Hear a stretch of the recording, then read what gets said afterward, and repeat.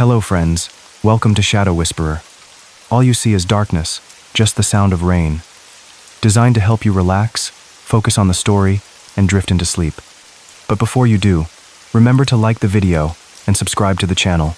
And yes, feel free to share where you're listening from in the comments. Now, let's begin. When I was just 15 years old, my mom and I packed up our old car. It was a rusty blue car, and it smelled like old fries. We were leaving our small town behind, driving far away. Mom said we were going to a new place. She said it would be better for us. My stomach felt a little fluttery, like tiny birds were trapped inside. We drove for a long, long time. The sun went down, and the sky turned purple. I watched the trees turn into blurry lines outside the window. Finally, we got to a new town. It was dark, and the street lights looked fuzzy. Our new home was a duplex house. It was a strange kind of house. It looked like two houses stuck together. Our side was on the left. This house was in a part of town that felt old. It was like time had forgotten it. We were outside a big city called Cincinnati. The factories there used to be busy. They made lots of noise and smoke, but now they were quiet and empty. Our new house wasn't terrible. It wasn't falling down or anything. It just felt a little sad, like nobody cared much about it anymore. The paint was peeling off in strips. The porch steps creaked when you walked on them. It felt lonely, even with Mom there. We lived on the left side of the house. The other side, the right side, had been empty for a long time. Months and months, even before we got there. Its windows were covered up. Old newspapers, yellow and crackly, were taped on the inside. You couldn't see in at all, not even a peek. Mom said our move was just for a little while. She told me she needed to find a better job first.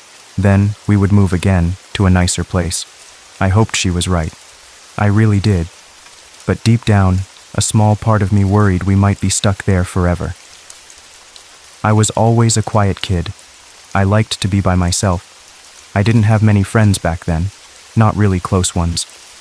I mostly kept to myself. I liked drawing weird creatures in my notebook, or reading books about faraway lands. My mom worked at night. She was a helper at a home for old people. It was pretty close to our house, just a few blocks away. So, after the sun went down, the house was all mine. It got very quiet, the kind of quiet that makes you hear your own heartbeat. I filled up that quiet with my laptop. I put on my headphones. The music would fill my ears and make the quiet go away. Sometimes I'd walk to the gas station down the street. It was a bright place with flashing lights. It felt safe there. I'd buy some candy or a soda, just to have something to do, something to break the quiet. The sugary taste was a comfort. But everything changed one night. It was late, past my bedtime. It was the night I saw the man with no shoes. It was late, maybe around 11 o'clock. My mom was already at work. The house felt big and empty around me. I snuck out onto our front porch. The screen door creaked a little. I had a cigarette, a stolen one from Mom's pack. My mom didn't know I smoked. It was my secret, a small rebellion. The smoke felt warm in my lungs. The air was cool and still. It smelled like damp earth and old leaves. The streetlights made long, spooky shadows on the sidewalk. And then I saw him. He was across the street, right under a street lamp, standing perfectly still. But this street lamp was broken. It didn't give off much light. It just flickered a little, like a tired eye blinking. He was just standing there, very, very still. He was looking right at my house, like he was waiting for something. He had no shoes on. His feet were pale, almost white. They looked dry and a little dirty, like old bones. They were on the cracked sidewalk. His pants were too short. They stopped way above his ankles. It looked like he had grown too fast for his clothes. His head was tilted a little bit to the side. It looked strange, like a broken doll's head. It wasn't natural. I couldn't see his eyes. It was too dark under that flickering light. But I saw a weird shine where his eyes should be. It was like wet stones reflecting the dim light. It made my skin prickle. He didn't move at all, not even a tiny bit. He was like a statue carved out of the shadows. I thought maybe he was homeless, or maybe he was sick, or maybe he was on drugs. just standing there frozen. I flicked my cigarette away. It landed on the grass with a tiny hiss. Then I went back inside our house, my heart beating fast. I tried to forget about him. I told myself it was nothing, just a strange person passing by. But he came back the very next night. My stomach dropped when I saw him. It was the same time, the same spot. He was still barefoot, his pale feet on the cold ground, and he was still staring at my house. I saw him from my bedroom window. My breath caught in my throat. I quickly pulled the curtain shut, like a shield. After that, I stopped going outside after dark. I didn't want to see him again. The thought of him out there made my skin crawl. A few days went by. I tried to act normal. I played my video games loud. I was taking out the trash one morning. The sun was bright and warm. I felt a little bit safe, and that's when I saw them, dirty footprints, right on our porch. My blood ran cold. They were bare feet. They had narrow heels and long, long toes, like a bird's claws. The footprints started at the bottom step. They went all the way up, right to our front door, then they stopped. Then they turned around. They went back down the steps and off the porch, disappearing into the grass. I felt a cold shiver crawl up my back. I knew those feet. They were his. My mom saw them too. She said, "Oh, it's probably just some neighborhood kids, messing around, being silly." She didn't seem worried. She just shrugged and went back inside. But I was. I knew it wasn't kids. I wiped the footprints clean every morning. I used a wet rag and scrubbed hard. I wanted them gone. But every single night, they came back. The next morning, there they were again, dirty, bare, right on our porch. Then, something new started. It was worse than the footprints. He started tapping. It began with very quiet sounds. They would start around 1 o'clock in the morning, always the same time. I'd be in my bed, trying to sleep, my eyes wide open in the dark, and I'd hear them. Slow, soft taps, like someone was gently knocking on wood. They came from the wall that was between our house and the empty house next door. It was thin. It wasn't like a mouse scurrying. It wasn't the house creaking, settling down for the night. It was tapping. Sometimes the taps came from the floor, right below my bed. I could feel the vibrations through the mattress. Other times they came from the wall right behind my bed, so close it felt like he was right there. It was never loud. It was just quiet enough, but it was always there, always consistent, always just enough to make me jump. It was just enough to keep me awake. My heart would beat fast, like a trapped bird. My breath would get stuck in my throat. I tried to tell myself it was rats, or maybe the old building was just settling, making noises, just old house sounds. I tried to believe that. I really did. I wanted it to be true more than anything, until one night. I heard it on the window. My whole body went stiff. I was in my room, scrolling on my phone, just trying to pass the time, trying to ignore the quiet house. Then I heard it, the softest tick, against my bedroom glass. It was so light I almost missed it. Tick, then again, tick, and again, tick, like a tiny fingernail. I froze. My whole body went stiff. My phone slipped from my fingers and landed on the bed. My window faced a very narrow space. It was a tight gap between our house and the garage next door. It was too small for anyone to stand there. Not comfortably anyway. Maybe a cat could squeeze through. I slowly, very slowly, lifted the edge of my curtain, just a tiny bit. My hand was shaking, and there he was. My blood turned to ice. His face was pressed right against the glass. His cheek was smeared against it, like jelly on a plate, flat and distorted. His mouth was open, but it wasn't moving. It was just a black hole, a dark cave in his face. His eyes. Oh, his eyes. They weren't right. Not at all. They were the worst part. There were no whites to his eyes, just oily, dark pits, like hollowed-out stones staring straight at me. He blinked, very, very slowly, like a lizard or a snake. It was unnatural and chilling. I didn't scream. I couldn't make a sound. My throat was tight, like someone had squeezed it. I just dropped to the floor, right where I was. My legs wouldn't hold me up. And I crawled. I crawled on my hands and knees, out of my room, into the hallway, away from the window. I sat there, on the cold floor. My knees were tucked to my chest. I didn't move, not until the sun came up. I didn't tell my mom about it. I couldn't. I didn't know how to explain it. How do you tell someone about eyes like that? Instead, I started keeping a baseball bat. It was next to my bed, under the covers. My fingers could touch it easily. I felt a little safer with it there. Just a little. It was a small comfort in the big, scary house. Weeks went by after that night. No more tapping, no more footprints. The house felt quiet again. I started to think maybe it was over. Maybe he was gone. Maybe it was just a bad dream, a terrible nightmare. I started to relax a little. I even went outside after dark a few times, just to prove to myself I wasn't scared.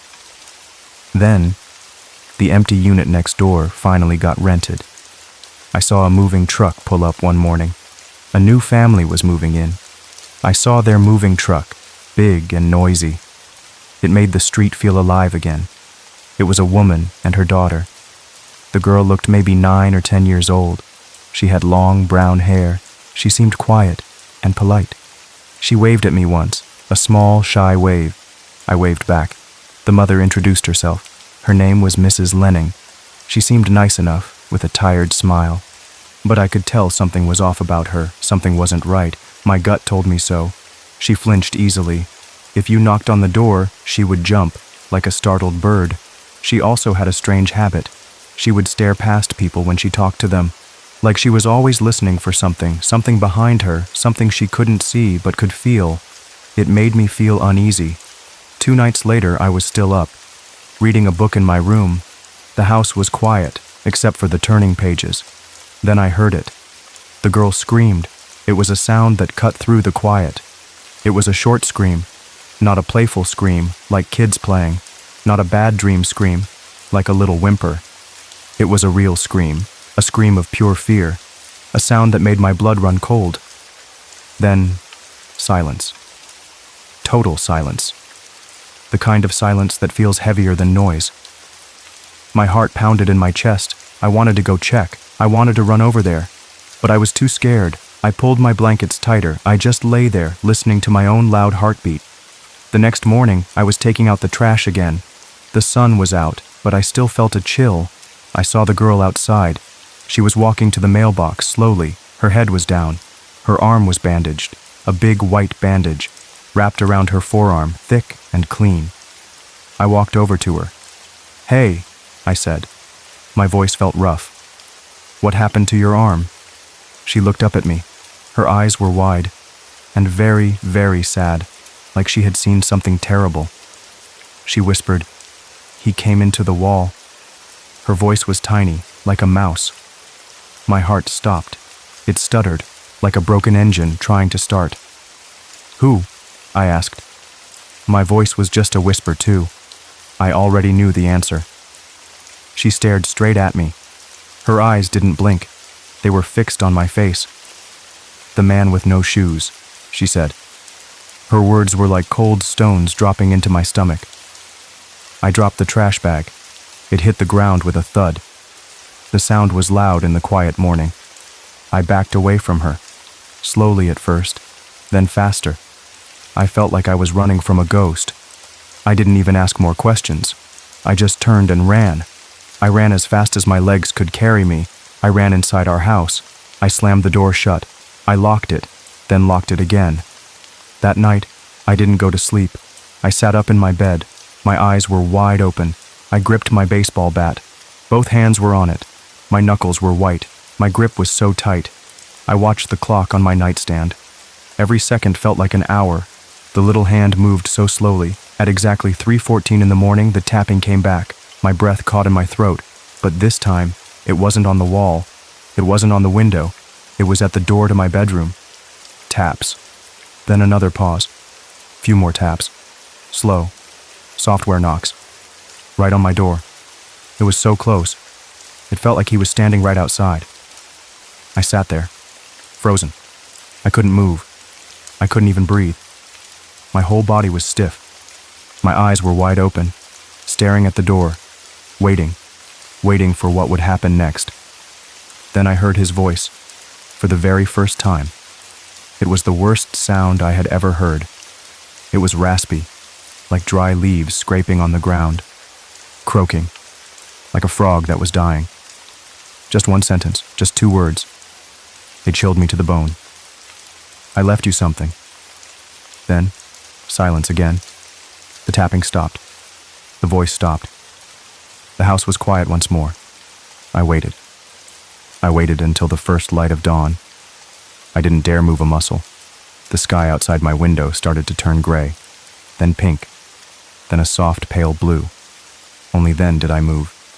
I slowly opened my bedroom door. My hand was shaking badly. Nothing was there. The hallway was empty, just the old carpet and the dim light. Until I looked down.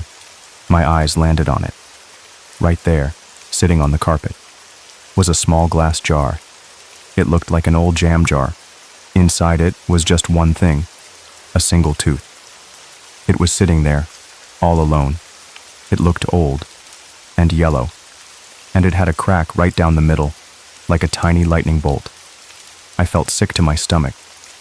My hands shook so much I almost dropped the bat. I picked up the jar. It felt cold and heavy in my hand. I ran to the kitchen fast as I could. I threw it in the garbage can, deep down, under all the other trash, under old food and paper. I wanted it gone. I wanted to pretend I never saw it. I wanted to forget. I went to my mom that morning. She was making coffee. Her face looked tired. I begged her. "Mom," I said. My voice was shaky. "We have to move. Please, we have to go." She looked at me with tired eyes. She put her hand on my forehead. "Honey," she said, "are you sick?" She told me she hadn't found a new job. We didn't have enough money. We were stuck. So I started sleeping with the lights on. Every night, I left my bedroom light on. I thought maybe the light would keep him away, make him go, make him scared. But he didn't care about the light. He didn't care at all. He was still out there. The final night, that's what I call it now, the final night in that house. It started with tapping, but not just one place. It was everywhere at once. It was tapping on the ceiling, right above my head. It sounded like tiny hammers. Then tapping on the floor, under my feet. It vibrated through the bed. Then tapping on all the walls, all at once, from every direction. My ears rang. The sound was everywhere. It filled the room. It was like the house itself was tapping. My vision started to get blurry, like looking through a tunnel. The room spun a little. I curled up in my bed. I pulled the blankets tight over my head. I wanted to disappear. I shut my eyes as hard as I could. I whispered for it to stop. "Please," I begged. "Just stop." Then came the breathing. It wasn't outside. It wasn't in the walls. It was in the room. Wet, heavy, dragging breaths, so close. I could feel the air moving, just inches from my ear. It smelled like old dirt and something else, something rotten. I turned over, slowly, my eyes still squeezed shut. I was too scared to open them. And there he was. My heart nearly burst out of my chest. He was standing in the corner of my room, just standing there, watching me. His bare feet were flat on my carpet. They looked so wrong, so out of place. His face was twitching, like a dying moth, fluttering. His skin looked dry and cracked. His mouth opened, wide, so wide it looked like it would split his face. And from it, more teeth spilled out. They fell onto my carpet, little yellow bits, like old corn kernels. I screamed as loud as I could. My throat burned. My mom ran into the room. The light from the hallway spilled in. She saw me. She saw my face. She didn't see him. He was gone. But she knew something was very wrong. She grabbed the phone. Her hands were shaking. She called the cops. The police came very fast. Their car lights flashed blue and red outside. They looked all over our house. They looked in my room. They looked in the living room. They looked everywhere, in every closet and under every bed. They didn't find anything. Nothing at all. They just looked at me like I was crazy. But then, they searched the crawl space. It was a small, dark space between our duplex and the empty one next door, and in the dust they found them. Dozens of bare footprints. They were the same. They had narrow heels, long toes, just like the ones on our porch, and they led both ways, from our side to the other, and from the other side to ours. Mrs. Lenning and her daughter moved out the very next day. They didn't say goodbye. They just left, and so did we. My mom found a way. She called a friend.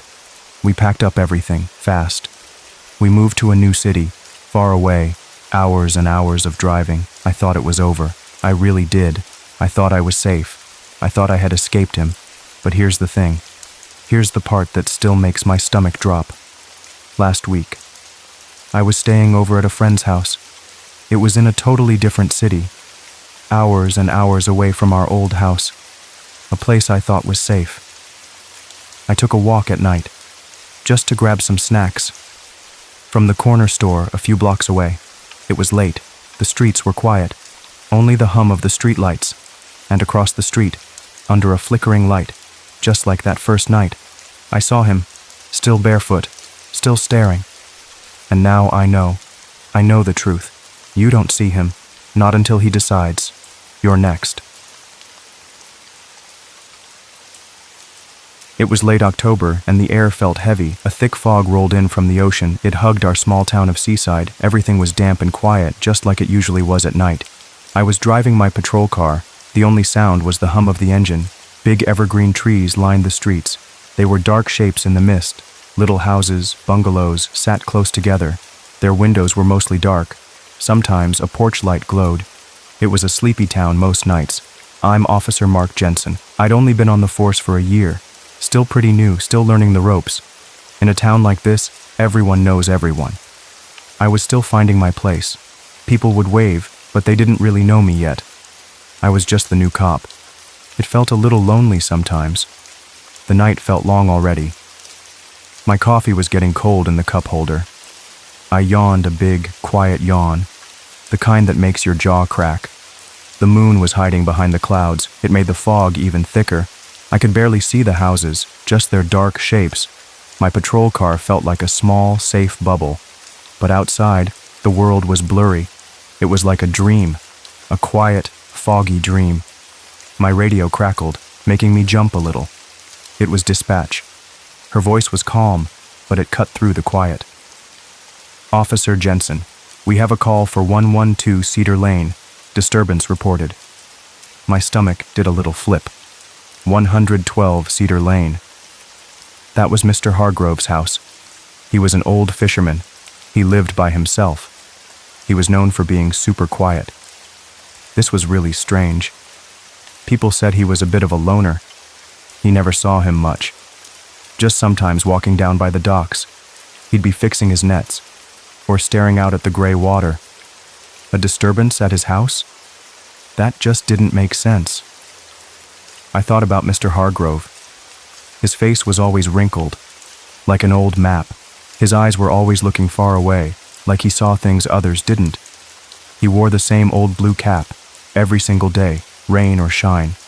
It was faded from the sun, and from the sea spray. He always smelled like salt and fish. A strong, old smell, but not a bad one. Just a Mr. Hargrove smell. Loud banging and shouts, dispatch added. Her voice was flat. Unusual for that property. I gripped the steering wheel tighter. My hands felt a little sweaty. A chill went down my back. Banging and shouts at Mr. Hargrove's house? It was like hearing a quiet bird suddenly roar. It just didn't fit. My shift was a skeleton crew tonight. Just me and one other officer. He was miles away on the other side of town. I was going in alone. The thought made my heart beat faster. I took a deep breath. This was my job. I had to do it, no matter how scared I felt. My mouth felt dry all of a sudden, like I had swallowed sand. I swallowed hard. It didn't help much. I pressed the gas pedal a little harder. The car picked up speed. The hum of the engine got louder. It was a nervous sound now. I turned onto Cedar Lane. The fog got thicker here. It felt like a big, wet blanket. The streetlights looked blurry. They were like big, fuzzy halos. My headlights cut through the white. They showed the wet pavement. It gleamed under the light. Each house I passed looked the same, dark and quiet. But now, they felt different. They felt like they were watching. My eyes darted from side to side, looking for anything, any movement, any shadow that wasn't just a tree. The air grew colder. It felt like the fog was getting inside the car, right through the windows. It made my skin prickle. I could hear my own breathing. It was getting faster, short, quick breaths, like I was running, but I was just sitting. When I got to 112, the house was mostly dark, just a faint, flickering light. It came from the garage. It looked like an old movie, spooky and still. My foot went to the brake, slowly, gently. I didn't want to make any noise. I didn't want to scare anything away, or bring anything closer. The front gate was wide open. It was made of old wood. It creaked slowly in the damp wind. It sounded like a tired sigh. The creaking sound was tiny, but in the thick quiet, it was huge. It felt like a warning, a soft, sad warning. I pulled my car to the side of the road. I killed the engine. Then the silence was even louder. It pressed in on me. The hum of the engine stopped. It was replaced by the sound of my own heart. It was so loud in my ears. I stepped out. The cold air hit my face. I could smell the ocean. It was mixed with something else, something I couldn't quite place. It was a sharp smell, like metal, or maybe something burnt. I walked slowly. I tried to be quiet. My boots made soft squishes on the wet ground. The ground was soggy. Every step made a little sound. Squish, squish, squish. It felt like I was walking on sponges. I looked around. The fog made everything look bigger and scarier. The trees looked like giant monsters, their branches like long, bony arms. My hand went to the flashlight on my belt. It felt heavy and cold. A small comfort, but a comfort all the same. I saw them then, tire tracks in the muddy driveway. They were fresh, really fresh, and they swerved all over the place, like someone left in a big hurry. My heart started to beat a little faster. This wasn't just a disturbance. This felt wrong, very wrong. A cold feeling spread through my chest. The tracks were deep. They dug into the mud, like someone had slammed on the gas and spun the wheels. A fast, angry exit. I looked at the garage. The big door was partly open, just a crack. The flickering light inside seemed to call to me. It was a weak light, like a dying candle. It winked in and out, making the shadows dance. They looked like they were alive. I could see tools scattered on the floor inside. A faint smell, like gasoline, hung in the air. It was a strange mix with the damp, salty air. The gasoline smell was sharp. It pricked my nose. It mixed with the ocean smell and the damp earth. A weird, scary mix. I pulled out my flashlight. My hand shook a little. I tried to make it stop. I walked up to the garage. I pushed the door open a little more. The metal door groaned. A long, sad sound. It felt like the garage was sighing, like it was tired, and scared too. The flickering light was from a bare bulb. It hung from the ceiling. It swung back and forth. It made shadows dance. They looked like monsters on the walls. The shadows were tall and skinny. They jumped and twisted, like they were doing a creepy dance. It made my skin crawl. No one was in the garage, just the scattered tools, a workbench, some old fishing gear. But the side door, the one that went into the house, was open too. The fishing nets hung from hooks. They looked like giant spider webs, old and dusty. They swayed a little in the draft.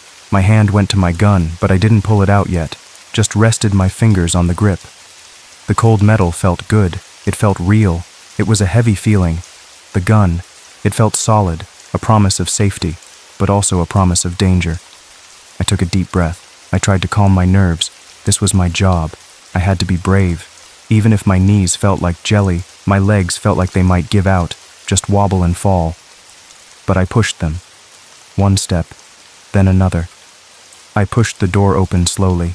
I stepped inside the house. It was even darker in here. My flashlight beam cut through the gloom. The darkness was thick, like a blanket. It swallowed the light. Only a small circle of brightness moved with me. It showed dust motes dancing in the air. They looked like tiny stars. The air was cold and still. It smelled old, like a house that hadn't seen much life. The dust motes sparkled in the light. They floated slowly, like tiny, sleepy fairies. It was a strange sight, in a scary place. The air was heavy. It felt like it hadn't moved in years. It smelled like old wood, and something else, something stale. The first thing I saw was an overturned chair. It was in the living room. Then another. A lamp lay smashed on the floor. Its shade was bent.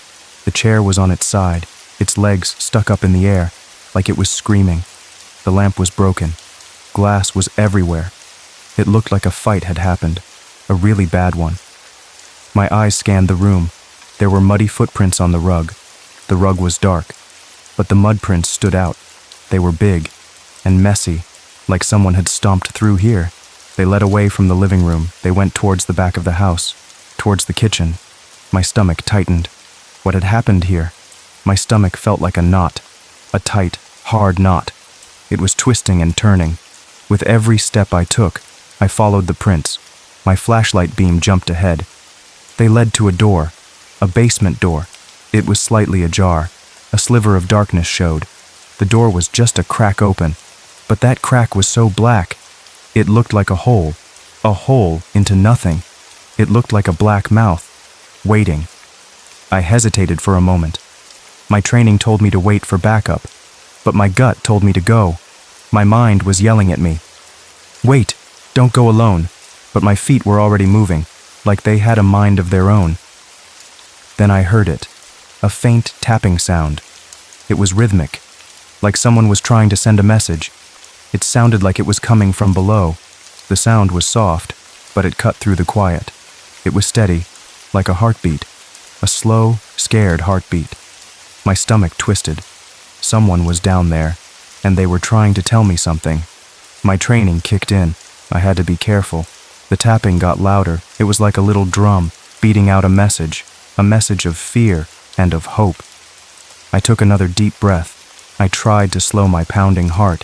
It felt like a drum in my ears. I pushed the basement door open all the way. The door creaked loudly, a long, drawn-out sound. It echoed in the quiet house. It felt like the whole house was groaning. The darkness down there felt heavy, like a blanket. It seemed to pull me in. I started down the creaky wooden stairs. Each step groaned under my weight.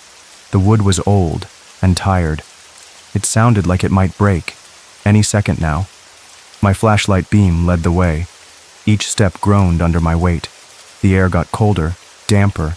It smelled like old earth and something else, something metallic.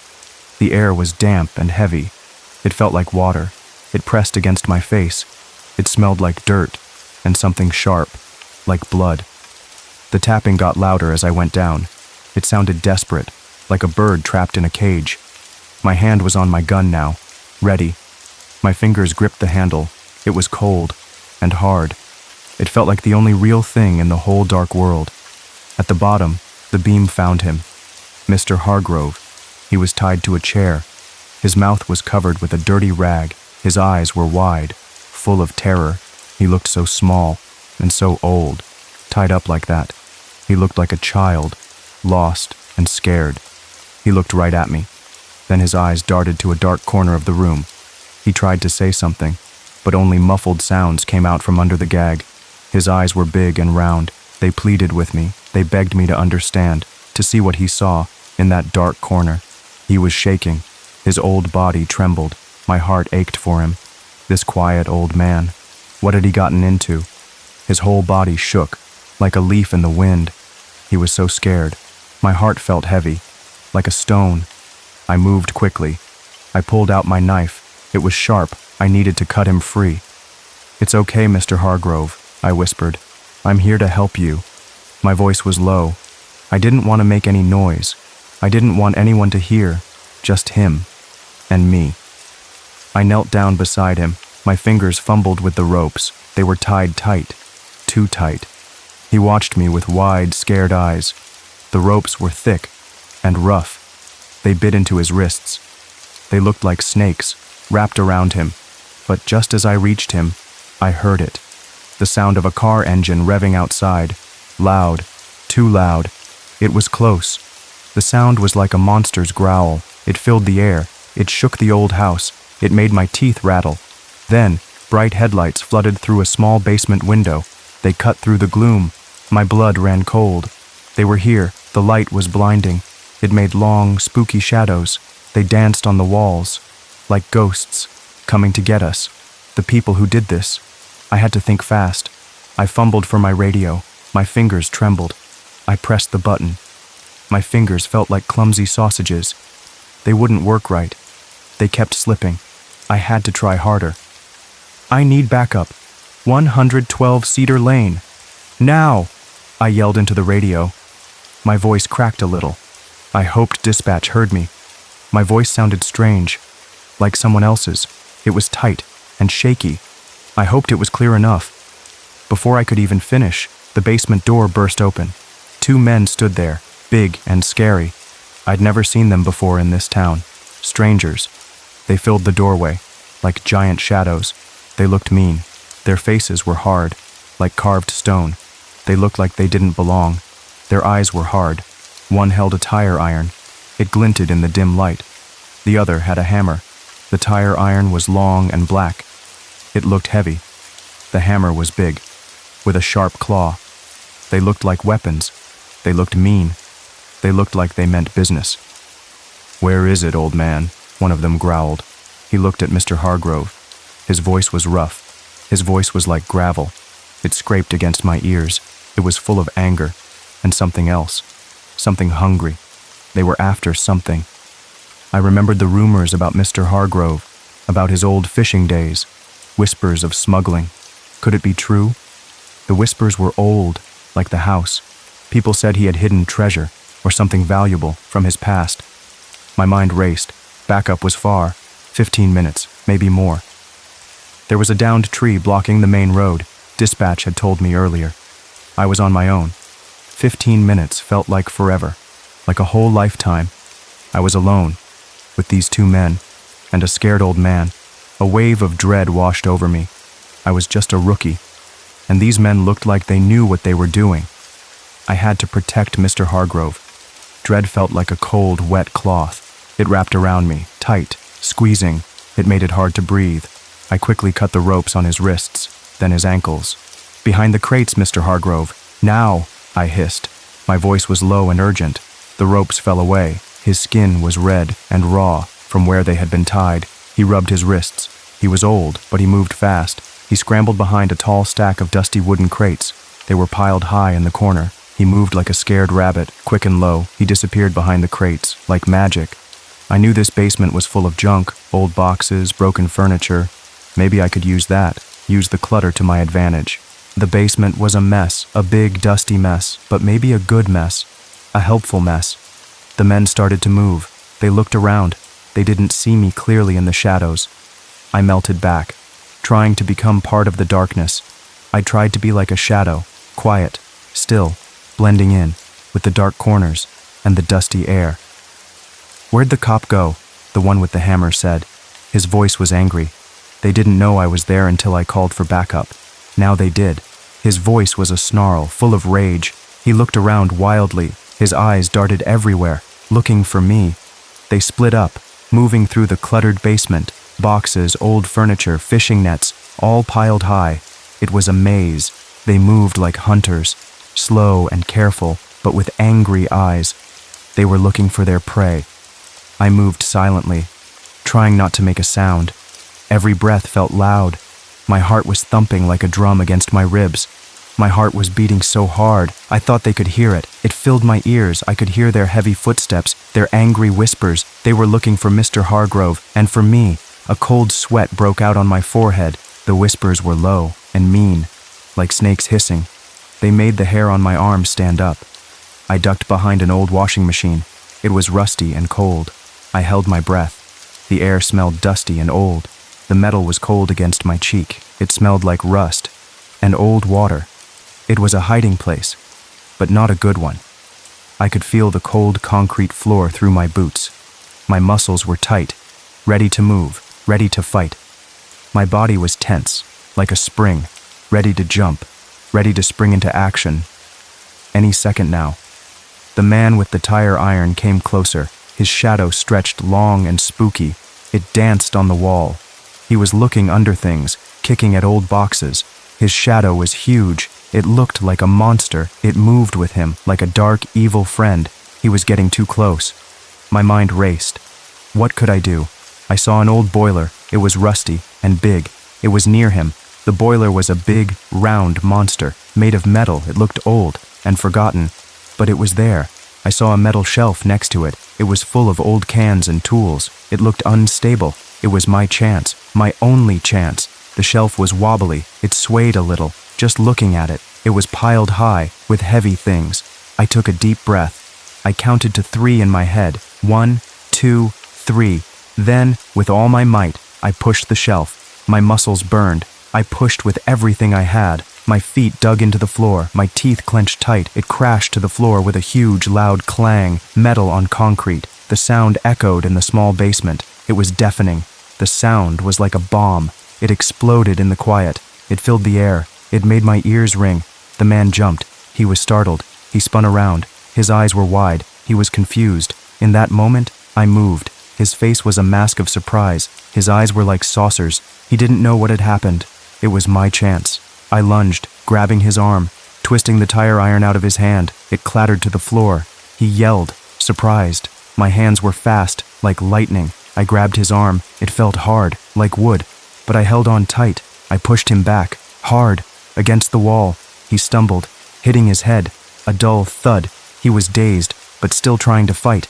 He hit the wall with a loud thud. His head bounced back. His eyes looked cloudy, like he was dreaming. Then the second man, the one with the hammer, he charged at me. He was fast, swinging the hammer wildly. It whistled through the air. He moved like a bull, fast and angry. The hammer swung like a crazy pendulum. It was coming for me. I dodged, remembering my training. Move in close.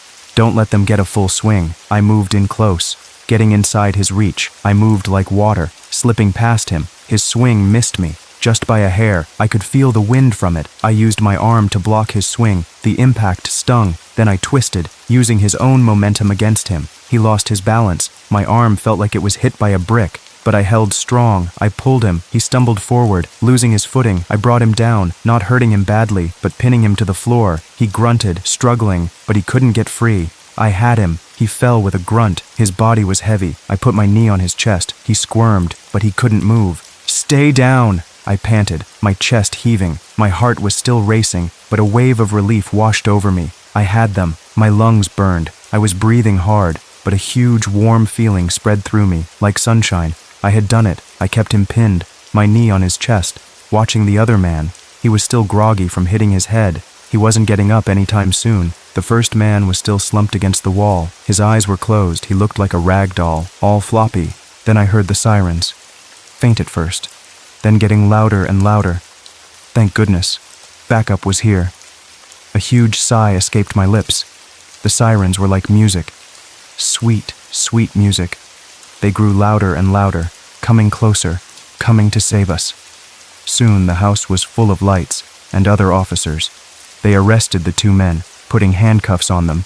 They looked surprised and angry. The lights flashed blue and red. They filled the basement. The officers moved fast, like a well-oiled machine. I stood up. My legs felt a bit shaky, like I'd run a marathon. My whole body ached, but I felt a strange calm. My legs wobbled a little, like a baby deer, but I stood tall.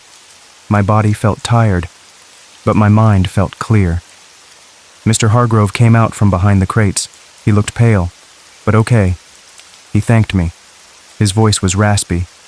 He looked like a ghost, white and shaky, but his eyes held a grateful look, a deep, thankful look. He told the other officers about his past, about the smuggling ring. He'd kept it quiet to protect his family. He looked ashamed, but also relieved. His voice was low. He spoke slowly. telling his story, a story from long ago, a secret he had kept. The two men were strangers, from out of town. The police found out they were part of a group that robbed houses in quiet places. They were not from Seaside. They were from far away. They came here to hurt people and to steal. They targeted old people and people who lived alone.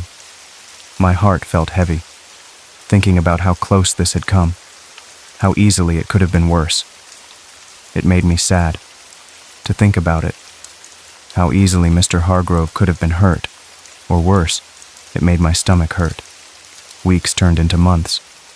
The incident on Cedar Lane became a story people told, a scary story, but also a story of bravery. People talked about it. In the coffee shop, at the grocery store. It was the big news, the scary thing that happened. I got a lot of respect from the other officers. They said I did good. They said I was brave. It felt good to hear. They patted me on the back. They smiled at me. They said good job. It made my chest swell, with a little bit of pride. But inside, I still felt it. The adrenaline, the fear, how close I came to losing control, how easily things could have gone wrong. The feeling was still there, like a ghost, in my stomach and in my head. It came back sometimes. I had nightmares sometimes, of the dark basement, of the tapping sound, of the men's angry faces. I would wake up in a cold sweat. The nightmares were scary. They made my heart race. I would wake up gasping, in the dark, all alone.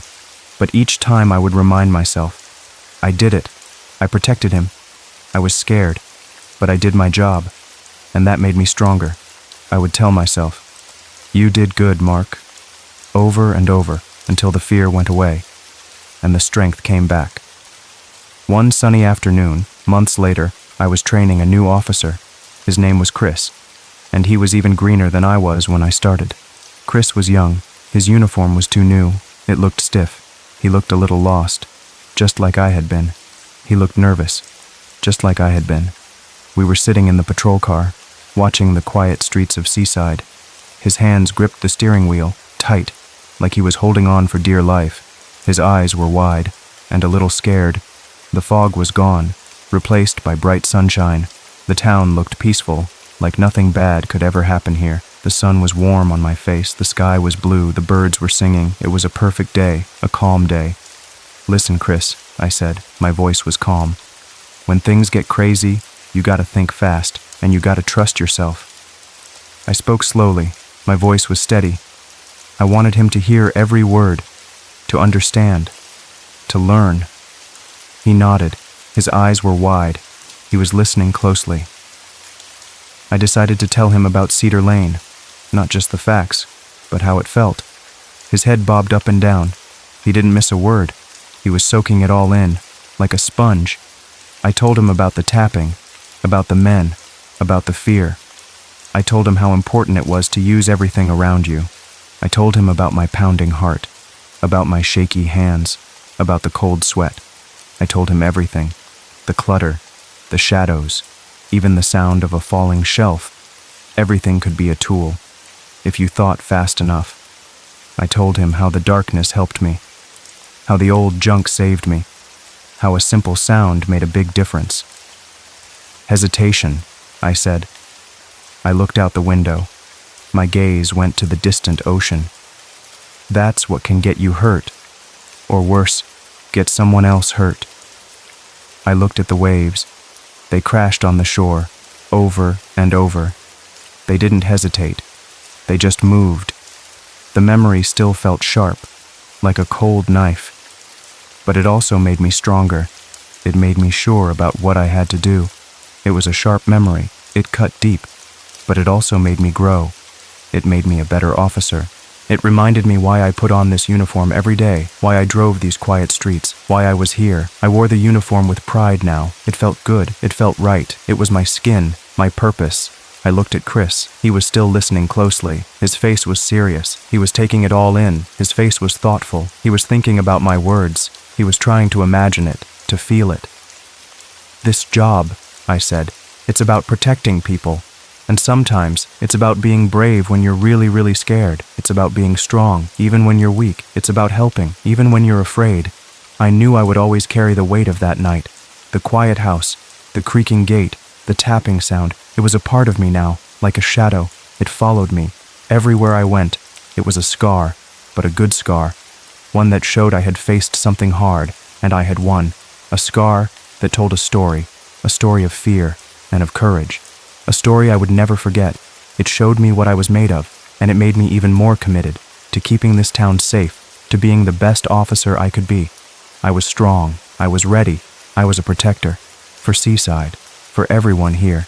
Even on the quietest nights. When the fog rolled in, and the only sound was the hum of my car, I would be ready. I would be there, watching, listening, protecting, always, for the people of Seaside. I used to work in a really big place. It was a warehouse way out past the edge of Columbus, Ohio. You know, one of those giant buildings. It was like a metal box, bigger than 100 houses all put together. It was always cold in there. Even in the summer, the air felt like winter. The walls were gray, and the floor was hard concrete. It felt like a giant, empty cave. My job was to move stuff around. I pushed big boxes of printers. I lifted flat TVs onto tall shelves. There were all kinds of things piled up so high they almost touched the ceiling. The work never stopped. It went on and on. Day and night, forklifts would hum. They sounded like giant sleepy bees buzzing all around us. The lights were always on too, bright, cold lights that never turned off. Even at 3 a.m, it felt like daytime inside. I worked the night shift a lot. It was quiet mostly, just the hum of the machines and the little beeps when a forklift backed up. Sometimes I could hear my own breathing, but there was one part of that warehouse, one place we never, ever went near. It was called Zone 7. Nobody talked about it much. It was just there, like a big secret. The doors to Zone 7 were plain gray. They had no windows at all. They were always locked up super tight. You never saw anyone go in or out of them. No lights ever came from inside those doors. It was like a big, quiet wall in the middle of all the noise. Just a solid, silent block. There was a red sign on it. It said, "Restricted, authorized maintenance only." The letters were big and white. They looked important. That sign was always there. We just knew not to mess with it. Nobody asked why we couldn't go in. Nobody wondered what was behind those doors. We just did our jobs. We moved boxes. We scanned things with our little hand scanners. We went home when our shift was done. That was the main rule. Don't ask. Don't look. Just work. That's what everyone did. We just kept our heads down and kept moving stuff. Then Miguel came along. He was new, but he was different. Miguel was the kind of guy who always had a question. He saw things other people just walked past. He worked the night shift with me. We'd stack boxes, scan them, and mostly be quiet. But Miguel, he liked to talk sometimes. He'd ask about things. One night, he leaned in close to me. His voice was low, like he was telling a secret. "Hey," he said, "you ever notice the new people?" I didn't get it at first. New people came all the time to a big place like this. Lots of workers were always coming and going. "What about them?" I asked. I was tired that night. My back hurt from all the lifting I had done. "They just show up," he said. He looked at me with wide eyes. Like, out of nowhere, no one remembers them having a job interview. I laughed a little. It sounded silly to me. "Maybe you just missed it, Miguel," I told him. "This place is huge, remember?" But then I thought about it for a minute. He wasn't wrong. New faces did pop up every single week. They just appeared. One day, they weren't there. The next day, boom, they were in a uniform, just like ours. They had a scanner in their hand, and they knew how to do the job right away. They didn't need much training. It was like they just knew everything, but they didn't act like new people. They didn't ask questions about where things went. They didn't get lost in the big aisles. They just worked. And they were always quiet. Too quiet, maybe. It was like they were watching us more than they were working. Their eyes would follow you sometimes, just a quick glance. Then they'd look away fast. It gave me a strange feeling in my stomach. Not like they were mean people, just empty, like a doll's eyes. It made my skin prickle a little bit. It felt wrong. I started noticing it more after Miguel said something, the way they moved. A little stiff, like new robots, a little too perfect. Their steps were always even. Their arms swung just right. It was like they were all walking the same way. One really dark night, our boss, Mr. Peters, left early. He just said, "Keep things moving," and walked out the big door. It was just me and Miguel left. The warehouse felt bigger then, emptier. The hum of the forklifts seemed louder in the quiet. It echoed off the high ceiling. Miguel looked at me. His eyes were wide and shiny. "This is our chance," he whispered. His voice was barely there. "Chance for what?" I asked. My heart started to beat a little faster. I knew what he meant, and it scared me. "Zone 7, he said. He pointed with his chin towards the gray doors. "Let's go see what's in there." My stomach dropped like a rock. "No way, Miguel," I said. My voice was shaky. "That's restricted. We'll get fired for sure." "Or worse," he added, with a strange, small smile. "Don't you want to know? Don't you wonder what's behind those doors?" He was right. A little part of me did wonder. A big, big part of me was just plain scared. My legs felt like jelly. But Miguel was daring me. He knew how to get me to do things. He made it sound like a big adventure, like in a movie. We looked around carefully. No one else was nearby, just the distant hum of machines. We walked over to the break room, trying to look normal.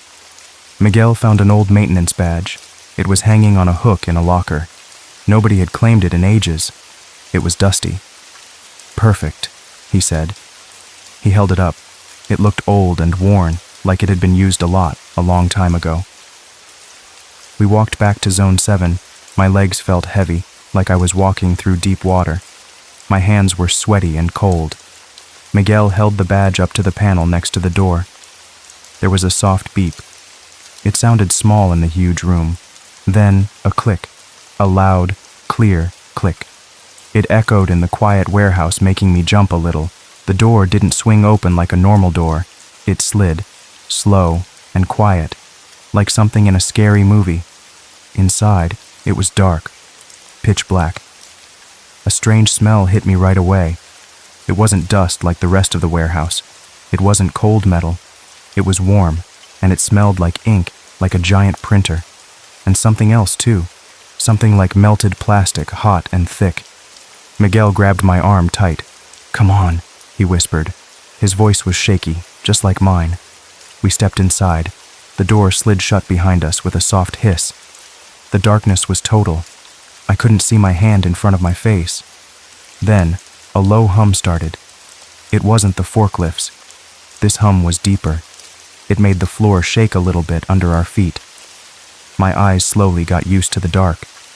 There was a faint glow, way in the middle of the room. It was a soft, pale light. It came from a giant shape. A machine. A printer. But not like any printer I'd ever seen in my life. It was huge, as big as a school bus. It stood there, silent except for the hum. No lights on it, no blinking buttons, no screens to read, just a giant metal box. It was warm, too. The air around it felt thick and heavy. The smell of ink and melted plastic was much stronger here, making my nose tingle. "What is that?" I whispered. My voice sounded small and scared in the big, dark room. Miguel didn't answer me. He just stared at the giant machine. His mouth was open a little bit, like he couldn't believe his eyes. Then, the hum got louder. A whirring sound started, like giant gears turning slowly inside the machine. Something was moving. A part of the printer opened up. A slot. It looked like a long, dark mouth, and something started to slide out of it. I couldn't believe my eyes. It started with feet, 2 feet, perfectly formed, like real human feet. Then ankles, then legs. It was like watching a drawing come to life right in front of me, but it wasn't a drawing. It was skin and bone. And then clothes started to form around it. It was printing a person, a whole, real person. I wasn't dreaming. I wasn't making it up in my head. A human form was sliding out of that giant machine, right there. It came out slowly, piece by piece. First the legs, then the body, then the arms started to appear. I saw fingers, nails, hair on its head, eyelashes. Every single detail was there, perfect and new. It was like magic, but it was scary magic. It was wet and a little shiny, like it was just made. It smelled like fresh plastic, hot from the machine. The whole person slid out onto a metal tray. It lay there, still, not moving at all. It was a man. He looked like he was sleeping quietly, but he wasn't breathing. I couldn't see his chest move. We just stood there, frozen in place. My heart was pounding so hard I thought it would break out of my chest and fall onto the floor. 10 seconds passed, maybe more. It felt like forever, like time had stopped. We couldn't move. We couldn't speak a single word. Then the man's eyes opened, slowly. They were dark, and they looked around the room, taking everything in. He sat up, smoothly, like a robot, no stiffness in his body, no slow waking up like a normal person. He just sat up straight, and then he looked at us, at me, at Miguel.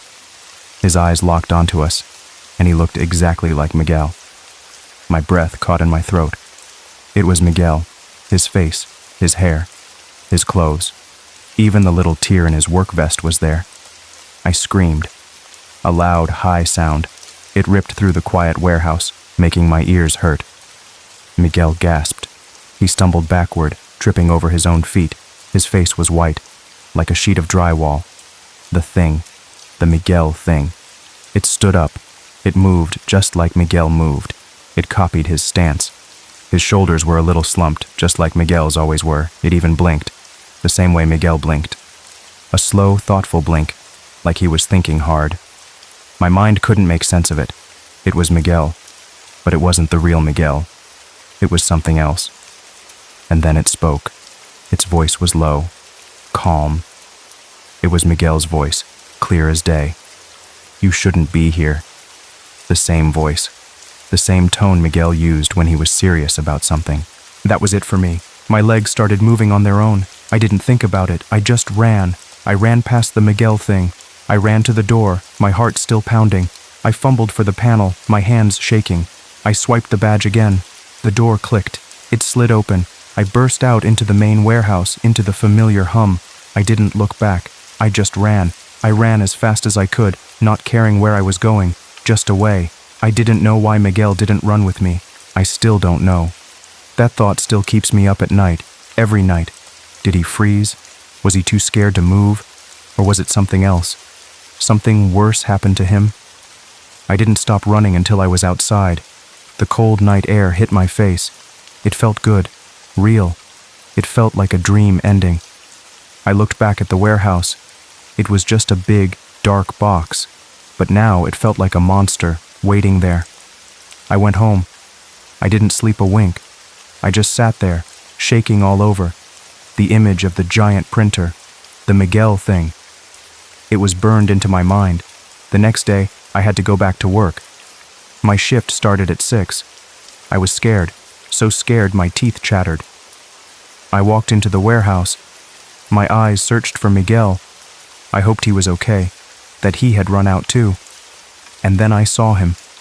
He was there, working, stacking boxes just like he always did. He wore Miguel's vest. It was the same one, the one with the little tear on the pocket. He knew the codes for the scanner. He logged into his shift like normal. He worked fast, like a machine. But he didn't talk. Not once. Not to me. Not to anyone else around him. He just moved, like a machine, smooth and quiet. His movements were perfect. I walked up to him slowly. My voice was shaky. "Miguel?" I said. "Are you okay?" He didn't look at me. He just kept scanning the boxes. His eyes were blank, staring at the scanner. "What happened last night?" I asked. My voice was a whisper, almost too soft to hear. "In Zone 7? He stopped scanning. Slowly, he turned his head. His eyes met mine directly. They were Miguel's eyes, the same color, the same shape, but they were empty. There was nothing in them, no warmth, no life. He didn't say a word. He just stared. It was like looking at a picture of Miguel, not the real one, just a flat image. A supervisor walked by then, Mr. Henderson. He was a big, gruff man, always yelling. He saw me talking to the Miguel thing. He walked over to us. His face was hard and angry. "Everything all right here, Johnson?" he asked. His voice was low. It was a warning. I knew it. "No," I said. My voice was louder now, shaking with fear and anger. "This isn't Miguel. Something's wrong with him."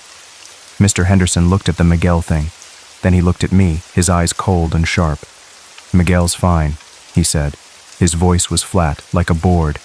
"He's just busy. Don't make problems, Johnson." He put a hand on my shoulder. It felt heavy, like a threat, like he was telling me to shut up or else. The Miguel thing went back to scanning boxes. It didn't react at all. It just worked, like nothing had happened. I knew then. I knew something terrible had happened to Miguel, and no one would help me. No one would believe me. I worked the rest of my shift in a daze. Every time I saw one of the new hires, my stomach twisted into a knot. Were they all like that? Were they all printed in that scary machine? Were they all copies of real people? I couldn't stand it anymore. The hum of the machines, the quiet workers moving like robots, their cold, empty eyes. I quit that night. I just walked out the door. I didn't care about my last paycheck. I just had to leave. I went home. I didn't tell anyone what I saw. Who would believe me anyway? They'd say I was crazy. They'd say I needed sleep. They'd laugh at me. But I knew. I knew what I saw in that dark room. And I knew Miguel was gone forever. Weeks went by slowly. I tried to forget everything. I tried to find a new job, a normal job. But the images stayed with me. The giant printer. The way the person slid out, wet and new. The empty eyes of the Miguel thing. I kept looking over my shoulder. I felt like I was being watched all the time, even at home, in my own bed. One afternoon, I heard a knock on my door. I wasn't expecting anyone at all. I looked through the peephole carefully. No one was there. Just a small package on my porch. It was a plain brown box. No name on it, no address to send it back to. Just a blank box. My hands shook as I picked it up. It felt light, like there was nothing much inside. What could it be? I took it inside. I used a knife to cut the tape slowly. My heart was pounding hard in my chest. Inside, there was a mirror. It was small, about 12 inches tall, just a simple plain mirror. And a folded note. It was just a piece of white paper, nothing special about it. I picked up the note. My fingers trembled as I opened it up. The words were printed on it, black ink, simple letters like from a computer. It said, "Zone 7 is everywhere now." My blood ran cold. Everywhere? What did that mean? It made no sense. I stared at the mirror. It was just a mirror. My reflection stared back at me, looking scared. I turned the mirror over slowly. On the back, etched into the glass, was a number. A serial number, like the ones we used to scan at the warehouse. For outbound items, things going out. It was a long number, a mix of letters and numbers, all jumbled up. It looked just like the product codes. My hand started to shake even harder. This was from the warehouse, from Zone 7. I knew it. I looked at my reflection in the mirror again. My face was pale, like a ghost. My eyes were wide with fear. I blinked. My eyelids closed for a second. Then they opened again. And for the briefest moment, just a tiny, quick moment, my reflection blinked after I did, not at the same time, not with me, like it should. It blinked after, like it was watching me, waiting, and then it blinked again. Just a normal blink, with me this time. But I saw it. I know I did. That one blink, the one that was off. Now, I look in every mirror I see. I watch my reflection closely. I try to catch it doing it again. I feel cold all the time, like the air in Zone 7, a chill that never leaves me. I don't know what to do anymore. I don't know who I can trust. Is it just me? Am I seeing things because I'm scared? Or is it real? Is Zone 7 really everywhere now? Is it spreading? And what if I'm not me anymore? What if I'm just a copy, like Miguel? I keep looking at my hands. Are they my hands? Do they feel right? I listen to my voice when I talk. Is it my voice? Does it sound like me? The fear never leaves me. It's always there, like a cold hand on my neck, squeezing tight. I wonder about Miguel, my friend. What really happened to him in that dark room? And what will happen to me in the end? I see new faces every day now, on the street, in the store, in my town, and I wonder about them. Are they real people? Or did they come from a printer somewhere? I don't know anymore. I just don't know anything for sure. I remember that day so clear. It was when I first got to that little town. The fog was always there, thick and heavy. It felt like the sky was holding its breath, just waiting. The air smelled like the ocean, salty and deep. You could almost taste it. And there was a fresh, woody smell too, like a big, old forest was right behind the houses. I moved there to get away. The big city, my old life, it was too much. Everything felt too fast, too loud, too many hurried moments, one right after another. I just wanted a quiet place, a place where old things weren't just for buying and selling, a place where they had real stories to tell. I found a job at a small shop. It was called Driftwood Antiques. It was perfect, just what I was looking for. The shop itself was very old. The wooden floors creaked and groaned. They sounded like an old ship, swaying on the waves. The lights inside were dim, always. They made long, dancing shadows on the walls.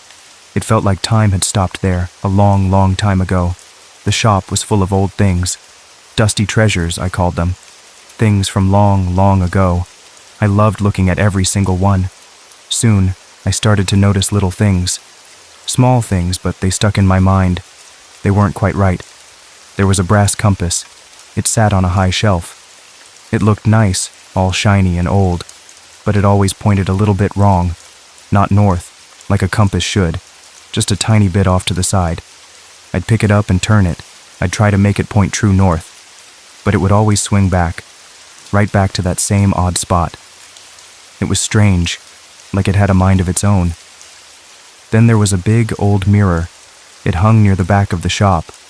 Sometimes, when I walked by it quickly, I thought I saw something extra, just a shadow, for only a second, like someone was standing right behind me. Even when I knew for sure no one was there, it made my skin prickle. Just a little bit, like a tiny spider crawling on my arm. It was a weird feeling. At night, after we closed, the shop got very quiet and very dark. That's when I'd hear it. A soft hum. It was a low buzzing sound. It seemed to come from the walls themselves.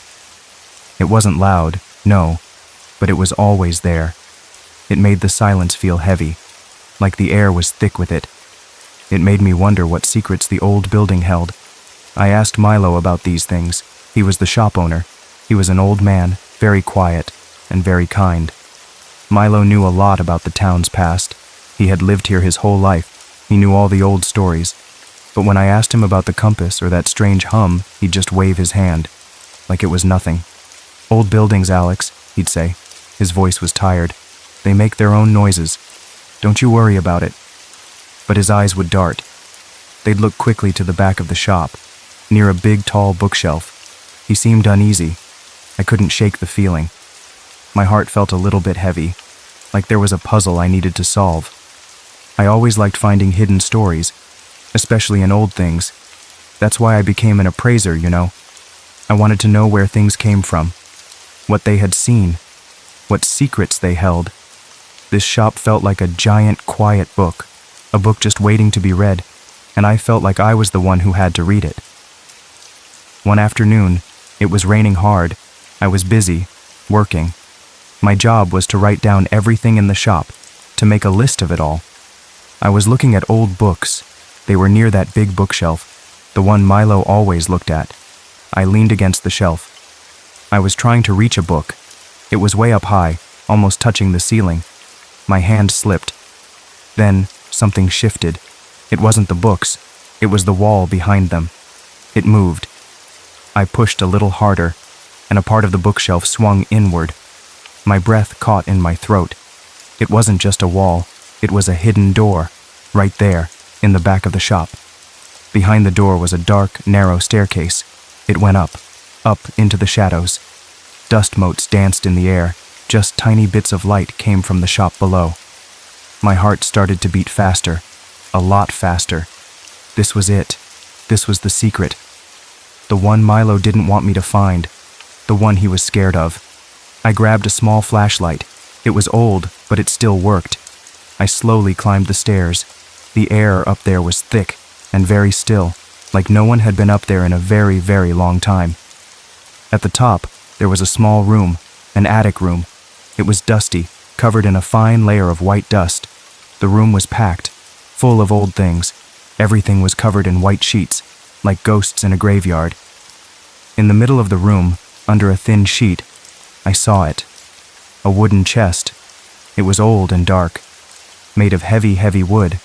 It had thick metal straps around it, and a big, rusty lock. On the front of the chest, carved into the wood, was a name. E. Harold. The letters were old and faded. As I got closer, I felt a strange vibration. It came from the chest. It was faint, like the hum from the walls, but stronger now. It felt like something was alive inside it. My hand reached out, slowly. I touched the cold wood. The moment my fingers met the chest, a shiver went right through me. It wasn't just cold, it was something else. It was like someone was watching me. A quick, cold feeling, like a breath on my neck, right there. Then it was gone, just like that. It left me standing there, my hand still on the chest, my mind racing. I knew then, this chest was important. It held a story, and I had to find out what it was. I couldn't stop thinking about E. Harold. The name echoed in my head, over and over. I spent my lunch breaks, and even some evenings, at the small-town library. It was a quiet place. It smelled of old paper and dust. I looked through old newspapers and dusty town records. My fingers traced the faded words on the pages, hour after hour, looking for a clue. It took a few days, but I found something. A story from a very long time ago. 1892. A big storm, a terrible shipwreck. A sailor named Easton Harold had vanished, just disappeared. His ship had crashed, right off the coast here. It was a sad story, but it didn't tell me much about him. I started asking the older people in town. They liked to sit on benches, by the docks, watching the boats. Some of them remembered stories their grandparents told them. About Easton Harold, one old man. He had a kind face. He said, Easton Harold was a hero, a true hero. He said Easton saved many people from the sinking ship, pulling them from the cold, dark water. He was brave, the old man said, and then he just disappeared. No one ever saw him again. But then I talked to a woman. She sold fresh fish. She had a different story. She said Easton Harold was a bad man, a deserter.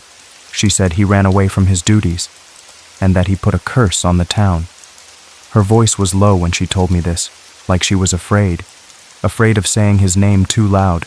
It was strange, how two people could have such different ideas about the same person. It made me wonder even more.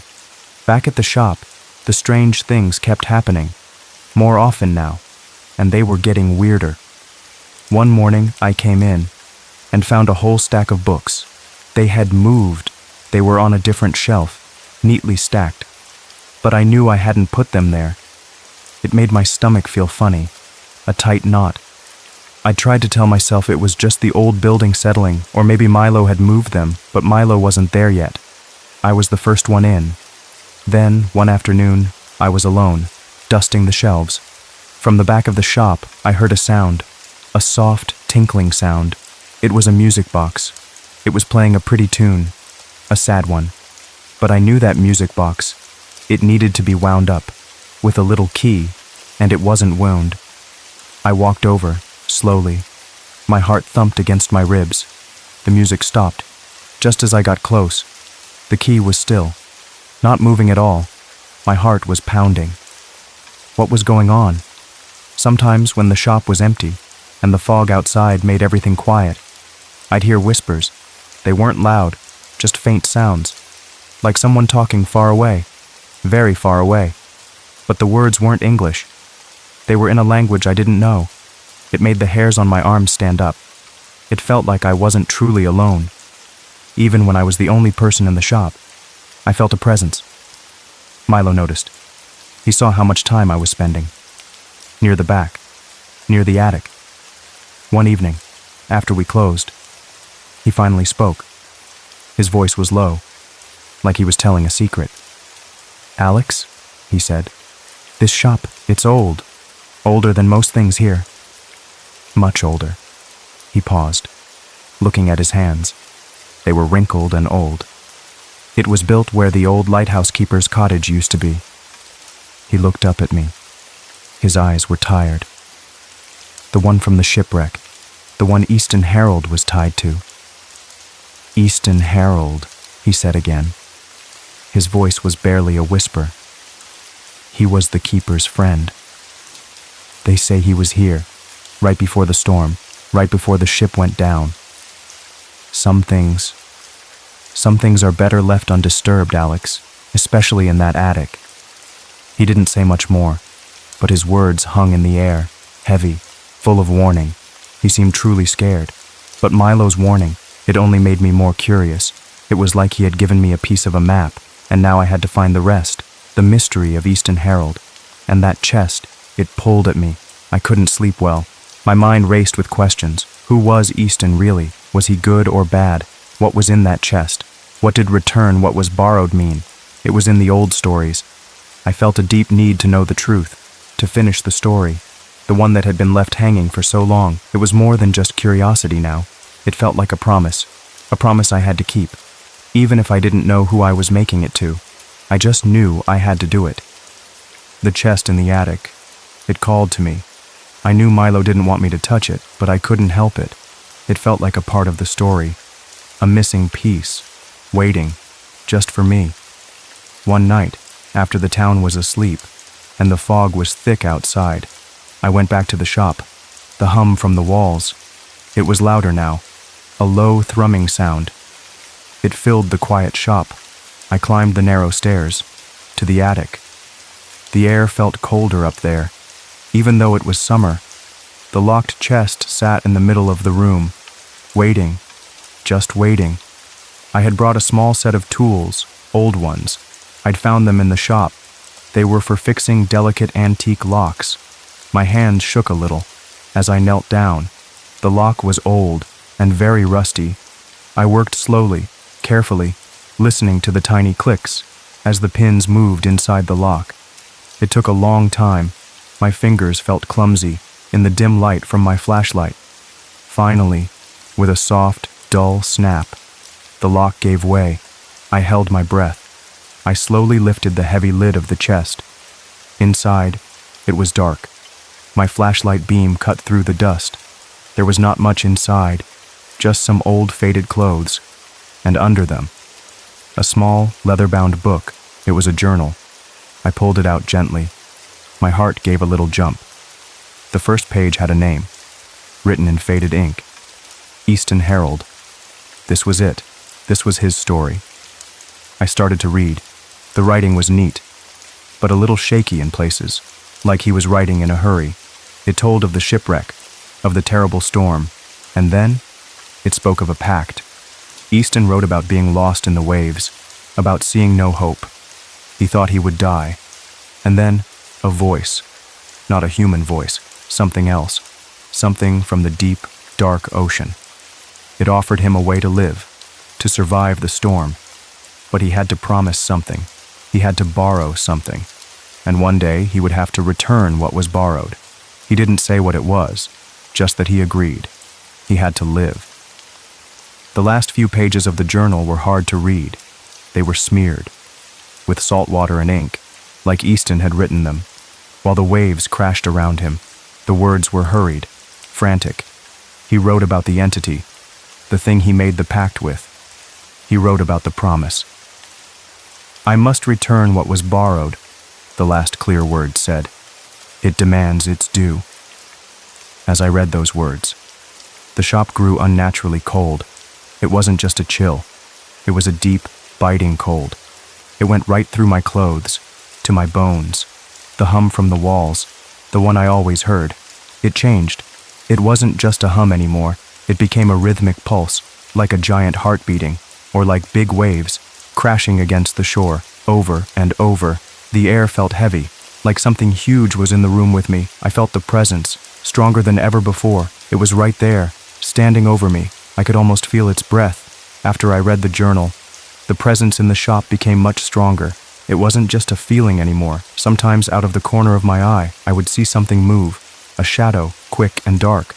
It looked like a person, wearing an old-fashioned oilskin coat, like a sailor's. But when I turned my head to look straight, it was gone, always just out of sight. It made me jump every time. The objects in the shop, they started to move more often, and now, they seemed to have a reason. Old maps would unroll themselves on the counter, small, shiny things, like old coins or smooth stones. They would gather in little piles. They weren't just random. They formed patterns, like lines on a map, pointing to places. I started to see it. They looked like old nautical charts, the kind sailors used to find their way across the sea. It was like the shop itself was trying to tell me something, to show me a path. Easton's journal had said he had to return what was borrowed. And the patterns on the floor, on the shelves, they seemed to point to a hidden spot. I knew it had to be the artifact, the thing he had taken, the thing that was borrowed. The patterns led me back to the attic. They pointed to a specific spot, under the dusty floorboards, near where the chest had been. My hands trembled as I carefully lifted a loose board. Underneath, wrapped in old, rough canvas, was something hard. I pulled it out. It was a carved stone idol. It was dark, smooth, and felt cold in my hands. Very cold. It wasn't very big. Maybe the size of my fist. It looked like a strange, ancient creature. Part fish, part human, with big, empty eyes. The moment my fingers touched it, something happened. I saw things, not with my eyes, but in my mind. A flash of a huge, stormy sea, waves as tall as houses, a tiny ship, tossed around like a toy, so small, and then a figure. It was Easton. He was on his knees, his face wet, with rain and tears, pleading. He was begging for release, for the storm to stop, for the waves to calm, and then a dark shape in the water, reaching for him. It was quick, like a dream, but it felt so real, so terrifying. It was the pact. I knew it. I knew then what I had to do.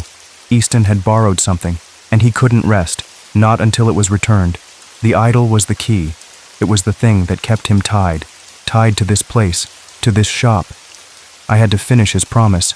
I had to set him free. I told Milo what I was going to do. He looked at me, with wide, scared eyes. "No, Alex," he said, his voice shaking. "Don't disturb it. Some things are better left alone." He begged me not to go. He said it was dangerous, that I didn't know what I was messing with. But I couldn't listen. I felt a strong pull, a deep need, to make things right. It wasn't just for Easton anymore. It felt like it was for me too, to lift this heavy feeling, from the shop, and from my own heart. I had to do it. I waited until dawn. The sky was just starting to turn light, a soft gray and pink. I wrapped the idol in a clean cloth and carried it carefully. I walked out of the shop. The hum was finally silent. Gone. I walked through the quiet town, past the sleeping houses, and headed for the cliffs. The air smelled fresh and clean, like after a storm. The cliffs were high, looking out over the endless ocean. The waves crashed far below, making a soft, steady roar. The sun was just peeking over the horizon, painting the sky with gentle colors. I stood at the edge, the cold stone idol heavy in my hand. I thought of Easton, lost at sea, making a desperate promise, just to live. With a deep breath, I threw the idol, as far as I could. It spun through the air, a dark shape against the rising sun. Then, with a quiet splash, it disappeared into the vast, deep waves. I watched the ripples spread, then fade into nothing. A strange quiet fell over me. It wasn't just the quiet of the morning. It was like a weight. A huge, heavy weight had been lifted from my shoulders, from my heart. When I got back to the shop, it felt different. The air was lighter, like a fresh breeze. The hum was gone, completely gone. The strange shadows were gone too. The shop felt like just a shop again, full of old things, but not full of secrets anymore. Milo was already there, sweeping the floor. He looked at me, his face pale. I told him I had done it. He let out a long breath, like he had been holding it for years. "I knew," he whispered, his voice raspy. "I always knew there was something. My grandfather told me stories, but I was too scared to touch it." He looked at me. His eyes were full of a mix of fear and relief. "Thank you, Alex," he said. "Thank you." I felt a huge sense of peace. The heavy feeling in my chest was gone. I had found the hidden story, and I had finished it. But as I looked out at the ocean, now sparkling in the morning sun, a small question lingered in my mind. Had I truly freed Easton, letting his spirit finally rest? Or had I just passed the burden, the old promise, to the endless deep ocean? I didn't know the answer, but the quiet of the shop and the calm in my heart felt like a good start. Maybe, just maybe, he was finally at peace, and so was I. My name is Thomas. I was just 14 years old when my whole world turned upside down. We had to pack up everything we owned. Our old home was in a big city, full of loud noises and really tall buildings that touched the sky. My mom, Mara, she's super smart. She's a scientist, always thinking about big, complicated things. My dad, Tom, he used to be in the Navy, so he was strong and tough. They sat me down and told me we were moving far, far away. We were going to a tiny village. It was right next to the huge, wide ocean in a place called Maine. I didn't want to go. My friends were all back in the city, playing games and laughing. The drive felt like forever. Our old car was crammed full of boxes and bags. I just stared out the window the whole time. I watched the city lights get smaller and smaller behind us. Then, they just disappeared. It felt like we were driving to the very edge of the world. First, there were just trees, endless trees. Then more trees. And then, finally, I could smell it. The air changed. It was salty and fresh, like the ocean was already calling to us. My nose twitched. It was a new smell, a strange one, but also a little bit exciting. When we first saw it, my mouth just dropped open. The lighthouse stood so tall, it was on a rough, rocky cliff, way up high. It looked like a giant stone finger pointing straight up at the sky. It was really old, super old. Its gray walls looked like they had seen 1,000 big, angry storms. A small house was stuck right to its side. That little house was going to be our new home. The air felt thick. It was full of fog, like a soft, wet blanket wrapped around everything. I could hear the waves crashing way down below. It sounded like a giant was breathing, in and out, all the time. The lighthouse light hummed. It was a low, steady sound that seemed to fill up everything around us. It was big and lonely, yes, but it was also a little bit exciting, like we were starting a big adventure, a secret one. I felt a tiny thrill in my chest. Inside our new house, it smelled dusty. It smelled really old, like forgotten things. The floorboards creaked with every single step I took. It was like they were whispering old secrets to me. The windows were leaky. They let in the cold, salty air from outside. I walked through the empty rooms, and my footsteps echoed. It felt strange, like we were just visiting. It didn't feel like we were really living there yet, like we were just guests in someone else's old story. I felt a little bit lost in the big, quiet space. I found a winding staircase in the house. It was a spiral staircase, round and round. It went up, up, up, right into the lighthouse tower itself. My heart gave a little jump. I started to climb. My hand slid on the cold, smooth railing. Each step made a soft thud.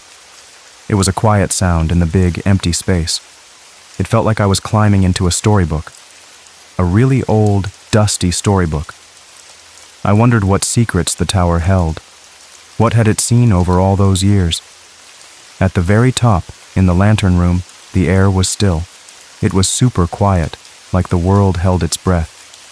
Little dust bits danced in the light. They looked like tiny fairies.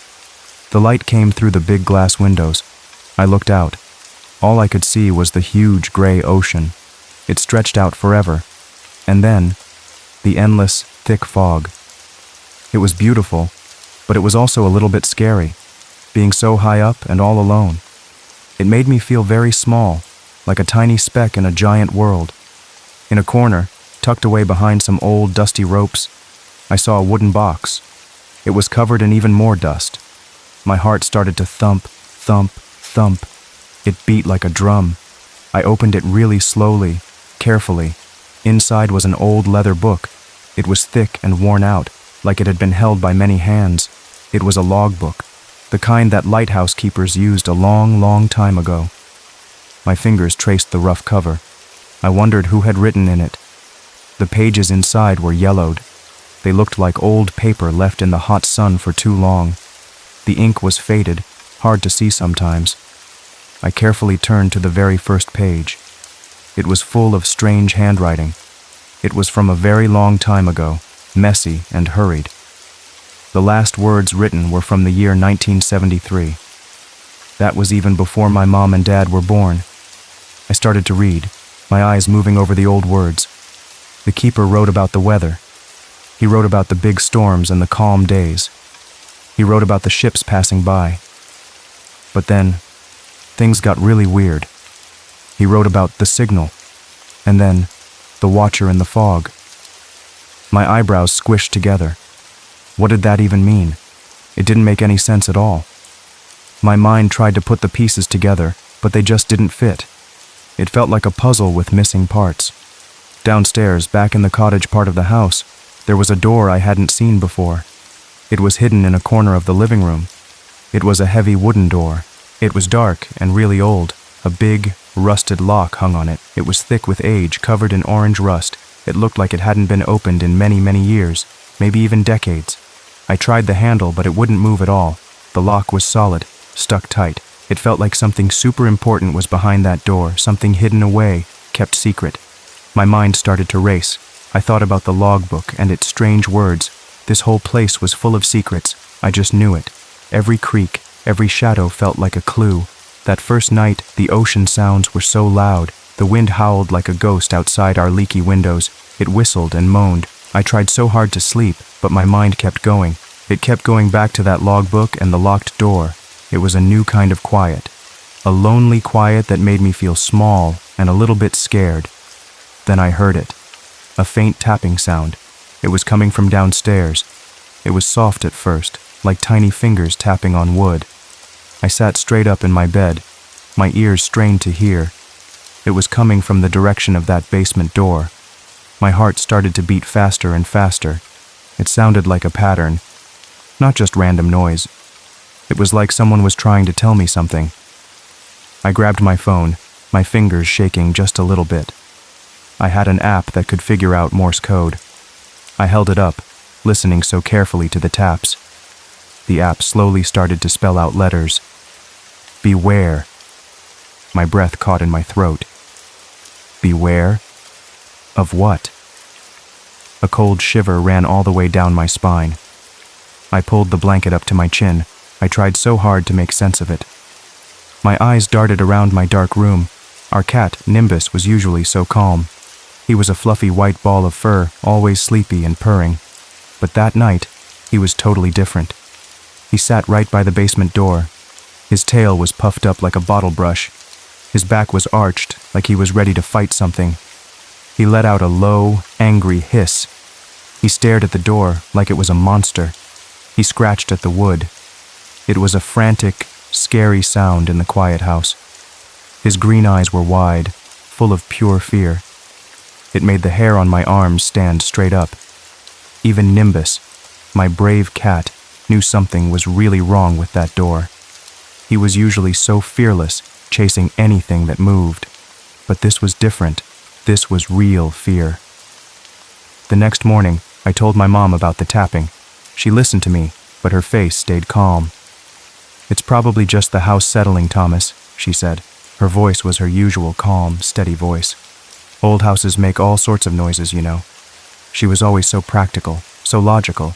She didn't believe in ghosts or mysteries. But then Mom found something in the logbook, too. She was looking at the old tide charts. The keeper had drawn them in the book. "These don't match," she said.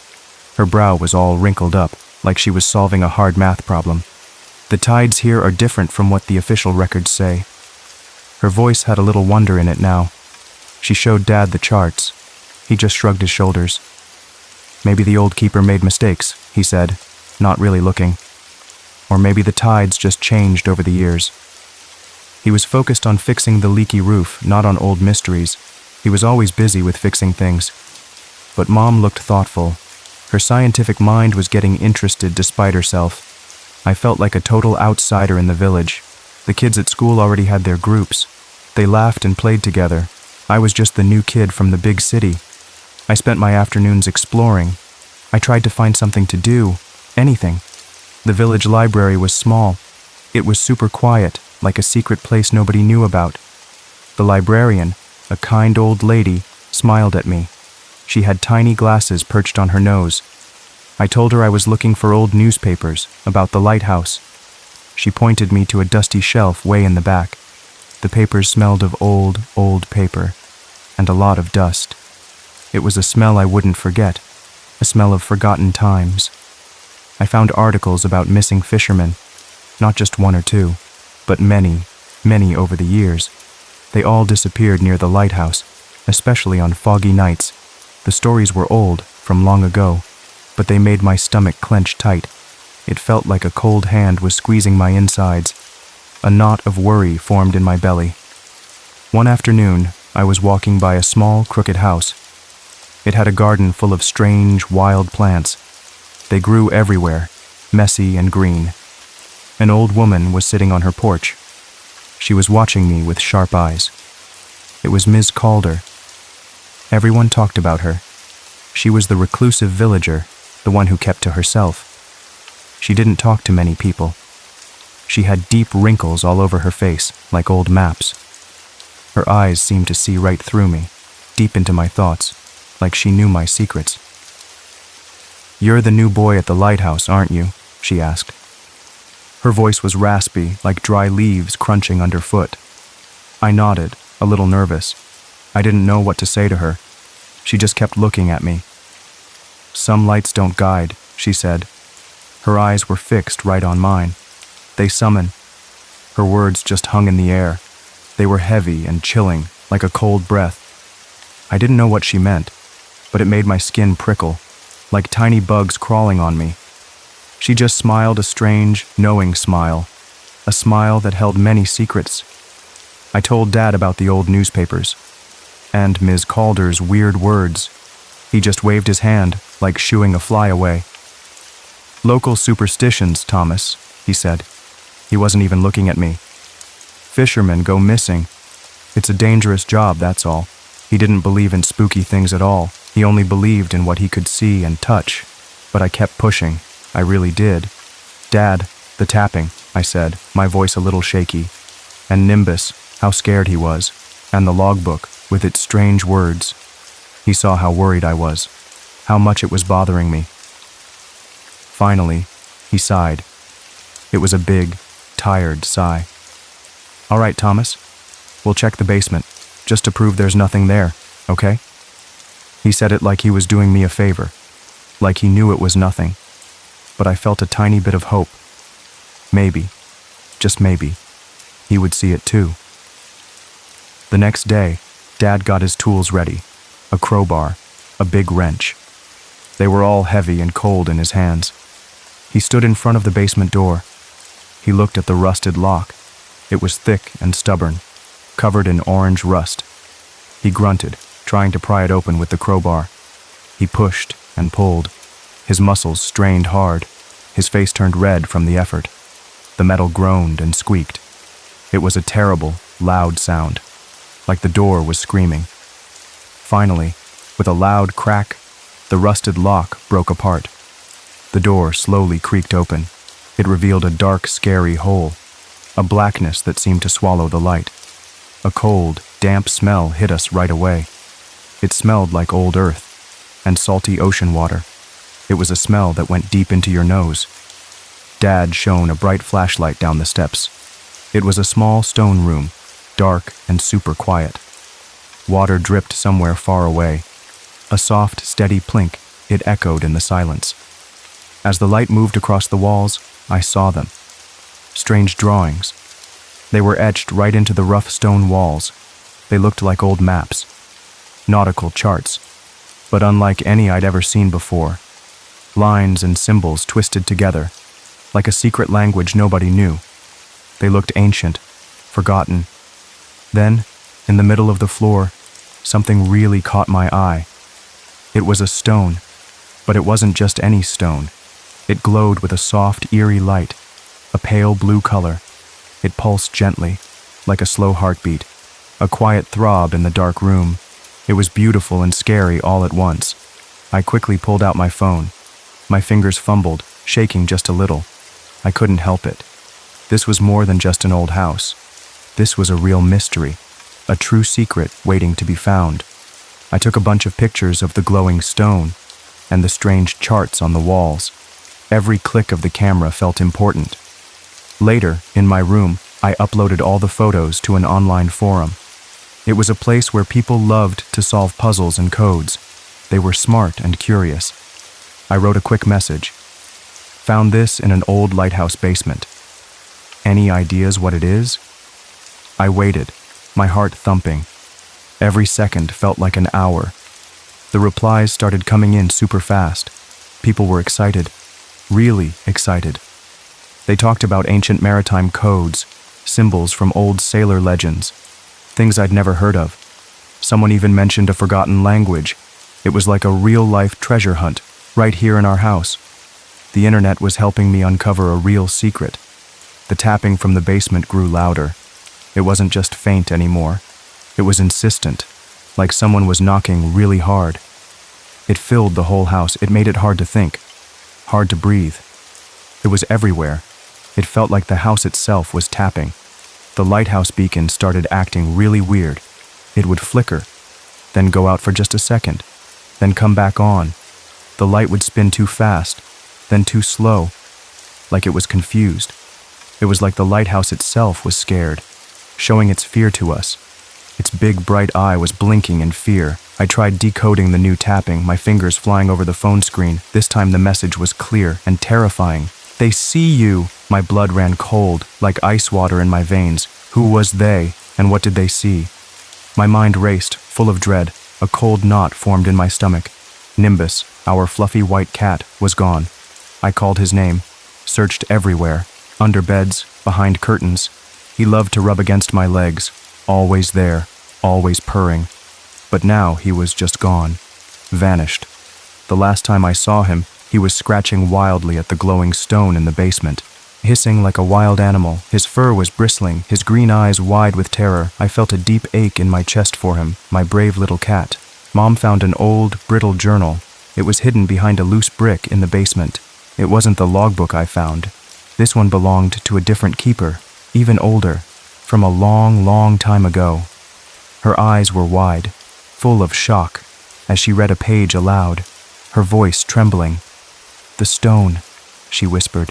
Her voice was barely there. "It says the stone is a beacon for something beyond the sea." Her scientific mind, the one that always looked for facts, it was finally cracking. She looked truly scared, a fear I'd never seen in her eyes before. It made my own heart pound. One night, a huge storm rolled in from the ocean. The wind howled like a banshee, shaking the whole house, rattling the windows. Rain lashed against the glass. The waves crashed against the cliff with a thunderous roar. It was the scariest night yet, loud and terrifying. The house felt like a tiny boat in a giant ocean. Suddenly, the lighthouse beacon stopped. The light that had always been there, a comforting presence. It was gone. The world outside plunged into total darkness, broken only by flashes of lightning, bright and quick. The low hum of the beacon died, leaving a scary silence, a silence that felt heavier than the storm. Then, through the driving rain and thick fog, I saw it. A figure. It was standing outside, right near the edge of the cliff. It looked human-like, but it was too tall, too thin, like a stretched shadow. Its eyes glinted in the lightning flashes, a strange, unnatural light that wasn't human. It was cold. My dad saw it too. His face went pale, like all the blood had drained out. He grabbed the flare gun he kept for emergencies. His hand was steady, despite the fear in his eyes. He was ready to protect us, ready to fight whatever that thing was. His jaw was set. He was a dad, protecting his family. Just as he was about to fire the flare gun, the lighthouse beacon flickered back to life. The bright light swept across the cliff, cutting through the darkness. And just like that, the figure was gone, vanished, like it was never even there. It disappeared into the fog, like smoke in the wind. I scrambled for my phone, my fingers fumbling, shaking badly. The tapping started again, frantic now, faster than ever. I decoded it, my heart pounding hard in my chest. The final message was short, but it hit me hard, right in my gut. Hide the light. We knew what it meant. The glowing stone in the basement. It was the light, the beacon. We rushed to the basement, Dad grabbing an old tarp. It was thick and heavy. We threw it over the stone, covering its eerie blue glow. The light disappeared under the dark cloth. The room felt different already. As soon as the tarp covered it, the tapping stopped. The silence was sudden, deafening, like someone had turned off all sound in the world. The air in the basement felt lighter, less heavy, less scary. We stood there, breathing hard, listening for anything. Nothing. Just quiet. A deep, peaceful quiet. We decided to stay. This was our home now, even with its strange secrets. But we sealed the basement door permanently. Dad nailed thick planks of wood across it, making sure no one, not even us, could open it again. It was a final, strong seal, a promise to keep the secret safe. I still have the old logbook. I spent hours trying to crack the remaining codes, the ones that don't seem to be Morse. My curiosity hasn't left me, not even after all that happened. I still want to know everything, every single secret this place holds. It's like a part of me now. Sometimes I see Ms. Calder in the village. She always gives me that knowing smile, like she knows more than she lets on. One day I know she'll tell me more. When I'm ready, she said. I think about her words a lot, waiting for that day, waiting for the rest of the story. The lighthouse still hums quietly, its beacon sweeping across the dark ocean every night. The fog still rolls in, thick and heavy, just like before. But now when I look at it, I know it's secret. And sometimes the fog feels a little heavier than before, like it's holding its breath, waiting. So listen, I work for the city. Yeah, the city. Not like a normal city job, though. My job is at this place called the Municipal Lost and Found Division. It's Unit 31. It's way out in East Crams. That's in Boston, you know. Most folks don't even know this place is real. It's not like a public place. You can't just walk in there. It's hidden away, like a secret. We don't deal with regular stuff. No wallets, no phones, not your lost keys or your favorite jacket. We handle other things, things that are just different. They don't fit in with normal stuff, things that make you scratch your head, or sometimes things that make your skin crawl. They feel wrong. I took this job after my wife and I split up. It was a tough time. My heart felt heavy all the time. I just wanted something quiet, Something where I didn't have to talk to anyone much. A night shift, if I could get it. Just wanted to be left alone, you know? My own space. The job ad, it was weird. It said, clerk, object intake. Must be good with detail. Able to follow protocol. Absolutely no curiosity. I read that last part, and I laughed. I really did. No curiosity? I thought it was a joke. Like a funny way to say they wanted someone who just did their job. I figured it was just some old government office being silly, trying to be funny. But it wasn't a joke. Not at all. It was a warning. My workspace is a long, long hallway. It's made of concrete, cold, gray concrete, and it just goes on and on. It feels like it never ends. Both sides of this hall are lined with shelves, big, tall, industrial shelves. Like in a warehouse, they go up so high you can barely see the top, and on every single shelf, there's something, an item, something that someone found, or something that was recovered. Each one has a number. Sometimes these things come from the subway stations. You know, like late at night after everyone's gone home, when the trains are quiet. Sometimes they pull stuff out of dumpsters, the big smelly ones behind buildings. Things people just threw away, things that shouldn't be there. And sometimes they come from other places, other departments, places I'm not allowed to ask about, places with names I don't even know. And believe me, I learned real quick not to ask. The look on Mr. Allen's face told me everything. It was a look that said, "Don't go there." There's no rhyme or reason to what shows up, no pattern at all.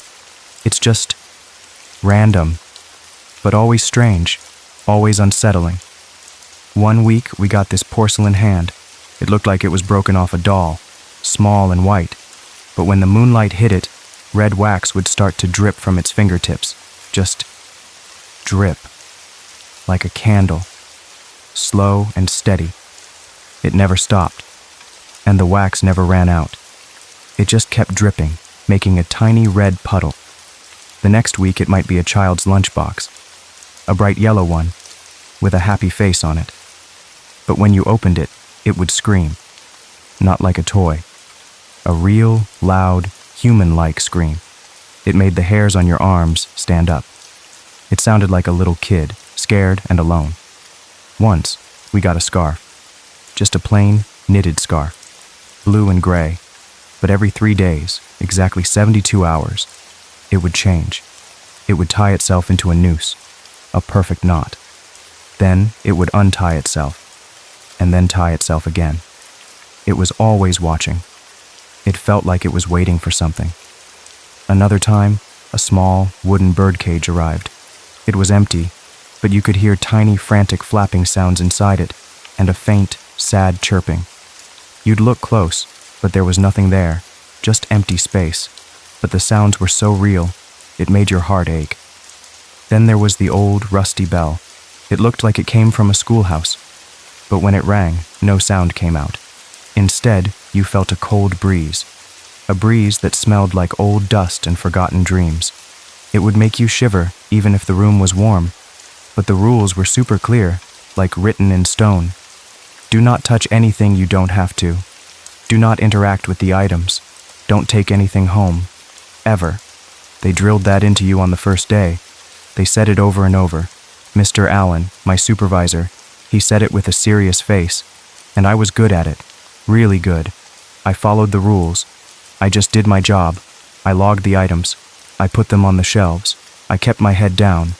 It was perfect for me. Just what I needed after everything. Quiet. Alone.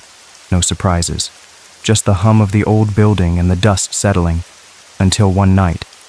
That's when it happened. Object number 5571 arrived. It changed everything. It was a VHS tape. You know, like the old videotapes from way back. This one had no label on the front, just plain black plastic. It was scratched up too, like it had been dragged around or kicked. There was nothing to tell you where it came from. No clue at all. The intake sheet, the paper that comes with every item, it just said, "Delivered, not requested." That was really weird. We never got things that weren't asked for. Everything had a paper trail, a reason it was here, a department that sent it, but this one, it just showed up. Like it wanted to be here, like it knew where to go. It felt purposeful. But that wasn't the part that really got me. That wasn't the part that made my stomach drop. That wasn't the part that made my blood run cold. It had my name on the back. My full name. My legal name. Handwritten. In black marker. Right there on the plastic case. I froze. My blood felt cold, like ice water running through my veins. Nobody at work knew my full name. I used a shorter version. Just my first name and last initial on all the forms. I liked keeping to myself. It felt safer that way. But there it was. My name. Clear as day. I just stood there, staring at it. My heart started thumping, like a drum beating hard in my chest. I felt a chill go right through me. I didn't know what to do. My mind went blank for a second. This was different. This was too different. I reported it. I mean, I had to, right? It was against the rules to keep quiet about something like this. It felt important. I took the tape to my supervisor, Mr. Allen. He was a quiet man, always calm, never seemed to get ruffled by anything. His face was always still. He looked at the tape, then he looked at me. His eyes were flat, like glass, like he wasn't really seeing me but seeing through me. He didn't say much. He just stared at the tape for a long moment. The silence felt heavy. Then he looked at me again. And he said, real calm, in his low voice, "Forget you saw it." Some things return themselves. Then he just turned around. And he walked away. Just like that. Like it was nothing. Like he said that every day. Like it was a normal thing to say. I tried. I really did try to forget it. I tried to tell myself it was a mistake, a joke, someone playing a trick, a very bad trick.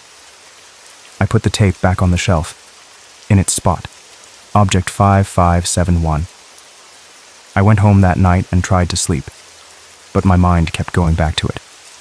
My name, on that tape. It kept replaying in my head. The marker, the scratches. It felt like a brand. The next night, I went back to work. My shift started. I walked down the long concrete hallway. The air felt colder than usual. I went to the shelf where I'd put the tape. Object number 5571. My eyes went right to the spot. It was gone. The spot was empty. Just a dusty space on the shelf. My heart jumped. A strange mix of fear and relief. I looked around, checked the next shelf. Nothing. It was just gone, like it was never there, like a bad dream fading away. I told myself, good, it's gone, it's over. It was just a weird thing, a one-time scare. I tried to believe it. 2 days later, I was getting ready for work. I opened my locker, the one in the break room. I reached for my clean uniform, and there it was, the tape, just sitting there, on top of my clean uniform, black. Scratched, no label, and on the back, my name, my full name, in black marker, right there. My hands started shaking. I slammed the locker door shut. I just stood there, leaning against it. My breath was coming in short, fast gasps. My chest felt tight. How? How did it get there? I live alone, always have since the divorce. It's just me. No one else has a key. No one comes over. It's my own space. My safe space. But when I came home that night, something was different. I opened my front door. The air inside felt heavy, and I saw it. There was a bulky, gray VHS player, just sitting on my kitchen counter, like it had always been there, like it belonged. It was plugged in. The wires were all connected. My TV, the one in the living room, it was already on. The screen was just blue, waiting. I just stood there in the doorway. My bag dropped to the floor with a thud. I couldn't move. My mind was racing. How? How did it get here? Who put it here? I don't own a VHS player. I haven't seen one in years. This was impossible.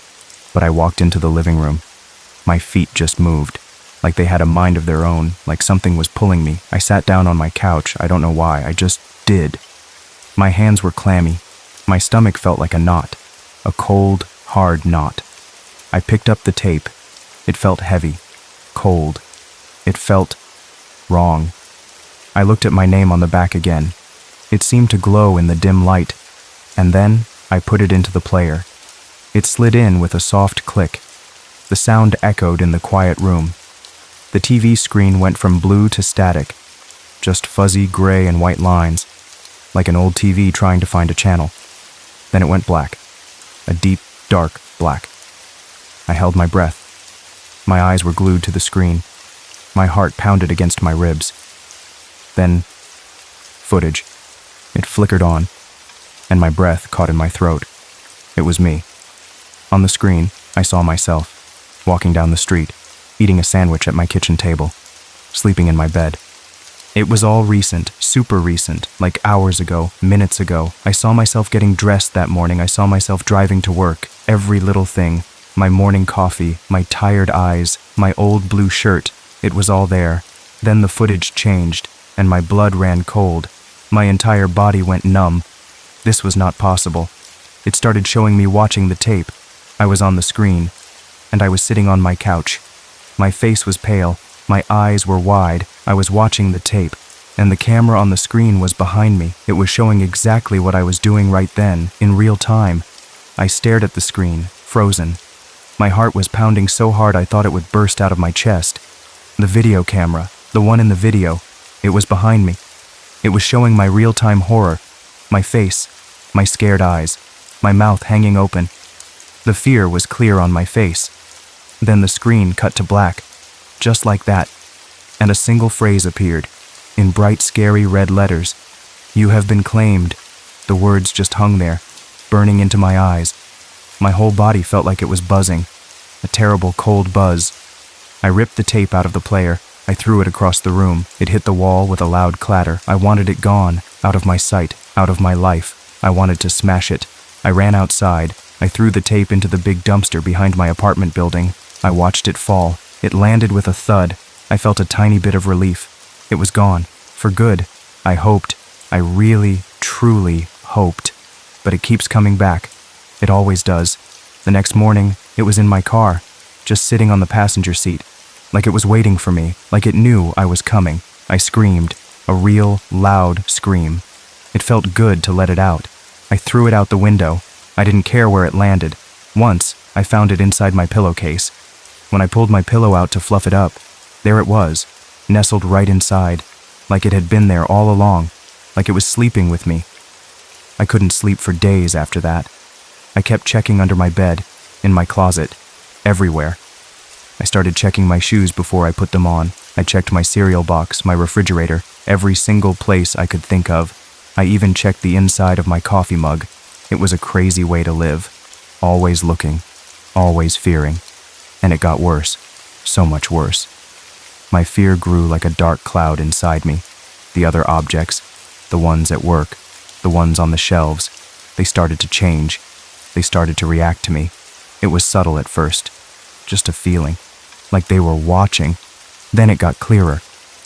One morning, I was doing my usual inventory count, just checking everything off the list. I got to the porcelain hand, the one that dripped red wax. It was on shelf 2C. I looked at it, and it was pointing at me, just sitting there, its little fingers aimed right at my chest. It had never moved before. Never. Not even a tiny bit. My breath hitched. I just stared at it. It felt like it was watching me, like it knew, like it was judging me. And the scarf? The one that tied itself into a noose?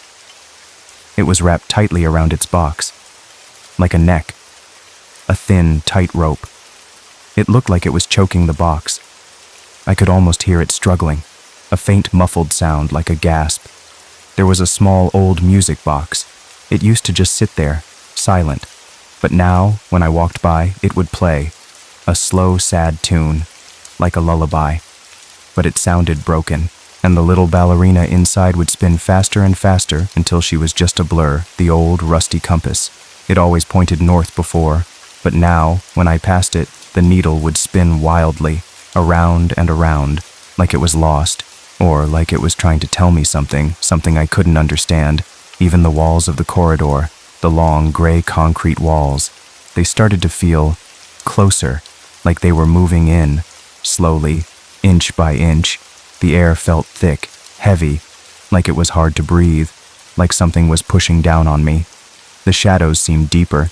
The sounds of the building, the creaks and groans, they seemed louder, more alive, like the building itself was waking up and watching. A week ago, Mr. Allen, my supervisor, he stopped showing up. He just wasn't there. No phone call, no note, nothing. I kept waiting for him to walk in, to tell me I was being silly, but he never did. The office felt emptier, colder. His badge, his employee ID badge, it was found, on object shelf 4B, right next to this weird umbrella, an umbrella that only opens inside out, and it whispers, in Czech. I don't know Czech, but it sounded angry and sad. His badge was just lying there, on the dusty shelf, like he had just set it down, like he was going to come back for it, but he never did. I knew then. I knew what happened. I knew he was gone, and I knew why. Now, my name, my full name, it's on 2 more items. 2 new items that just showed up. A pair of eyeglasses. They're old-fashioned, wire frames. They look like they belong to someone's grandpa. But my name is written on the inside of one of the arms, in that same black marker. It was small but clear, and a leather journal, a thick, old-looking book, the kind with a worn cover. It was filled with entries, page after page, but I hadn't written them yet. They were in my handwriting, my own loops and lines, but they were about things that hadn't happened, things that were going to happen.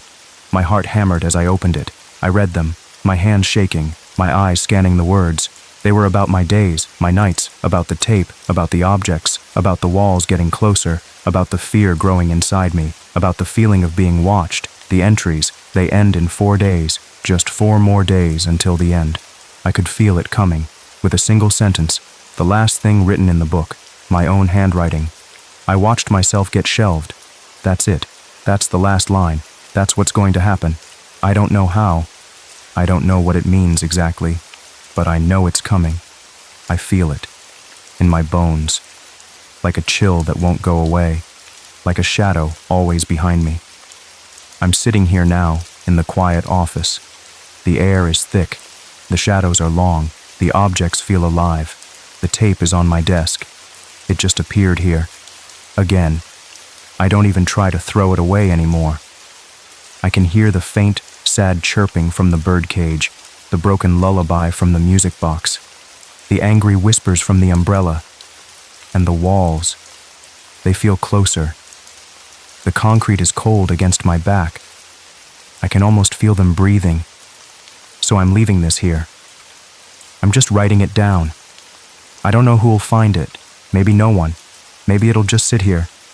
But if you ever get a call, a strange call, offering you a job at Unit 31, or if a strange object shows up at your house with your name on it, don't answer, don't go, don't open it, and whatever you do, please, don't watch the tape.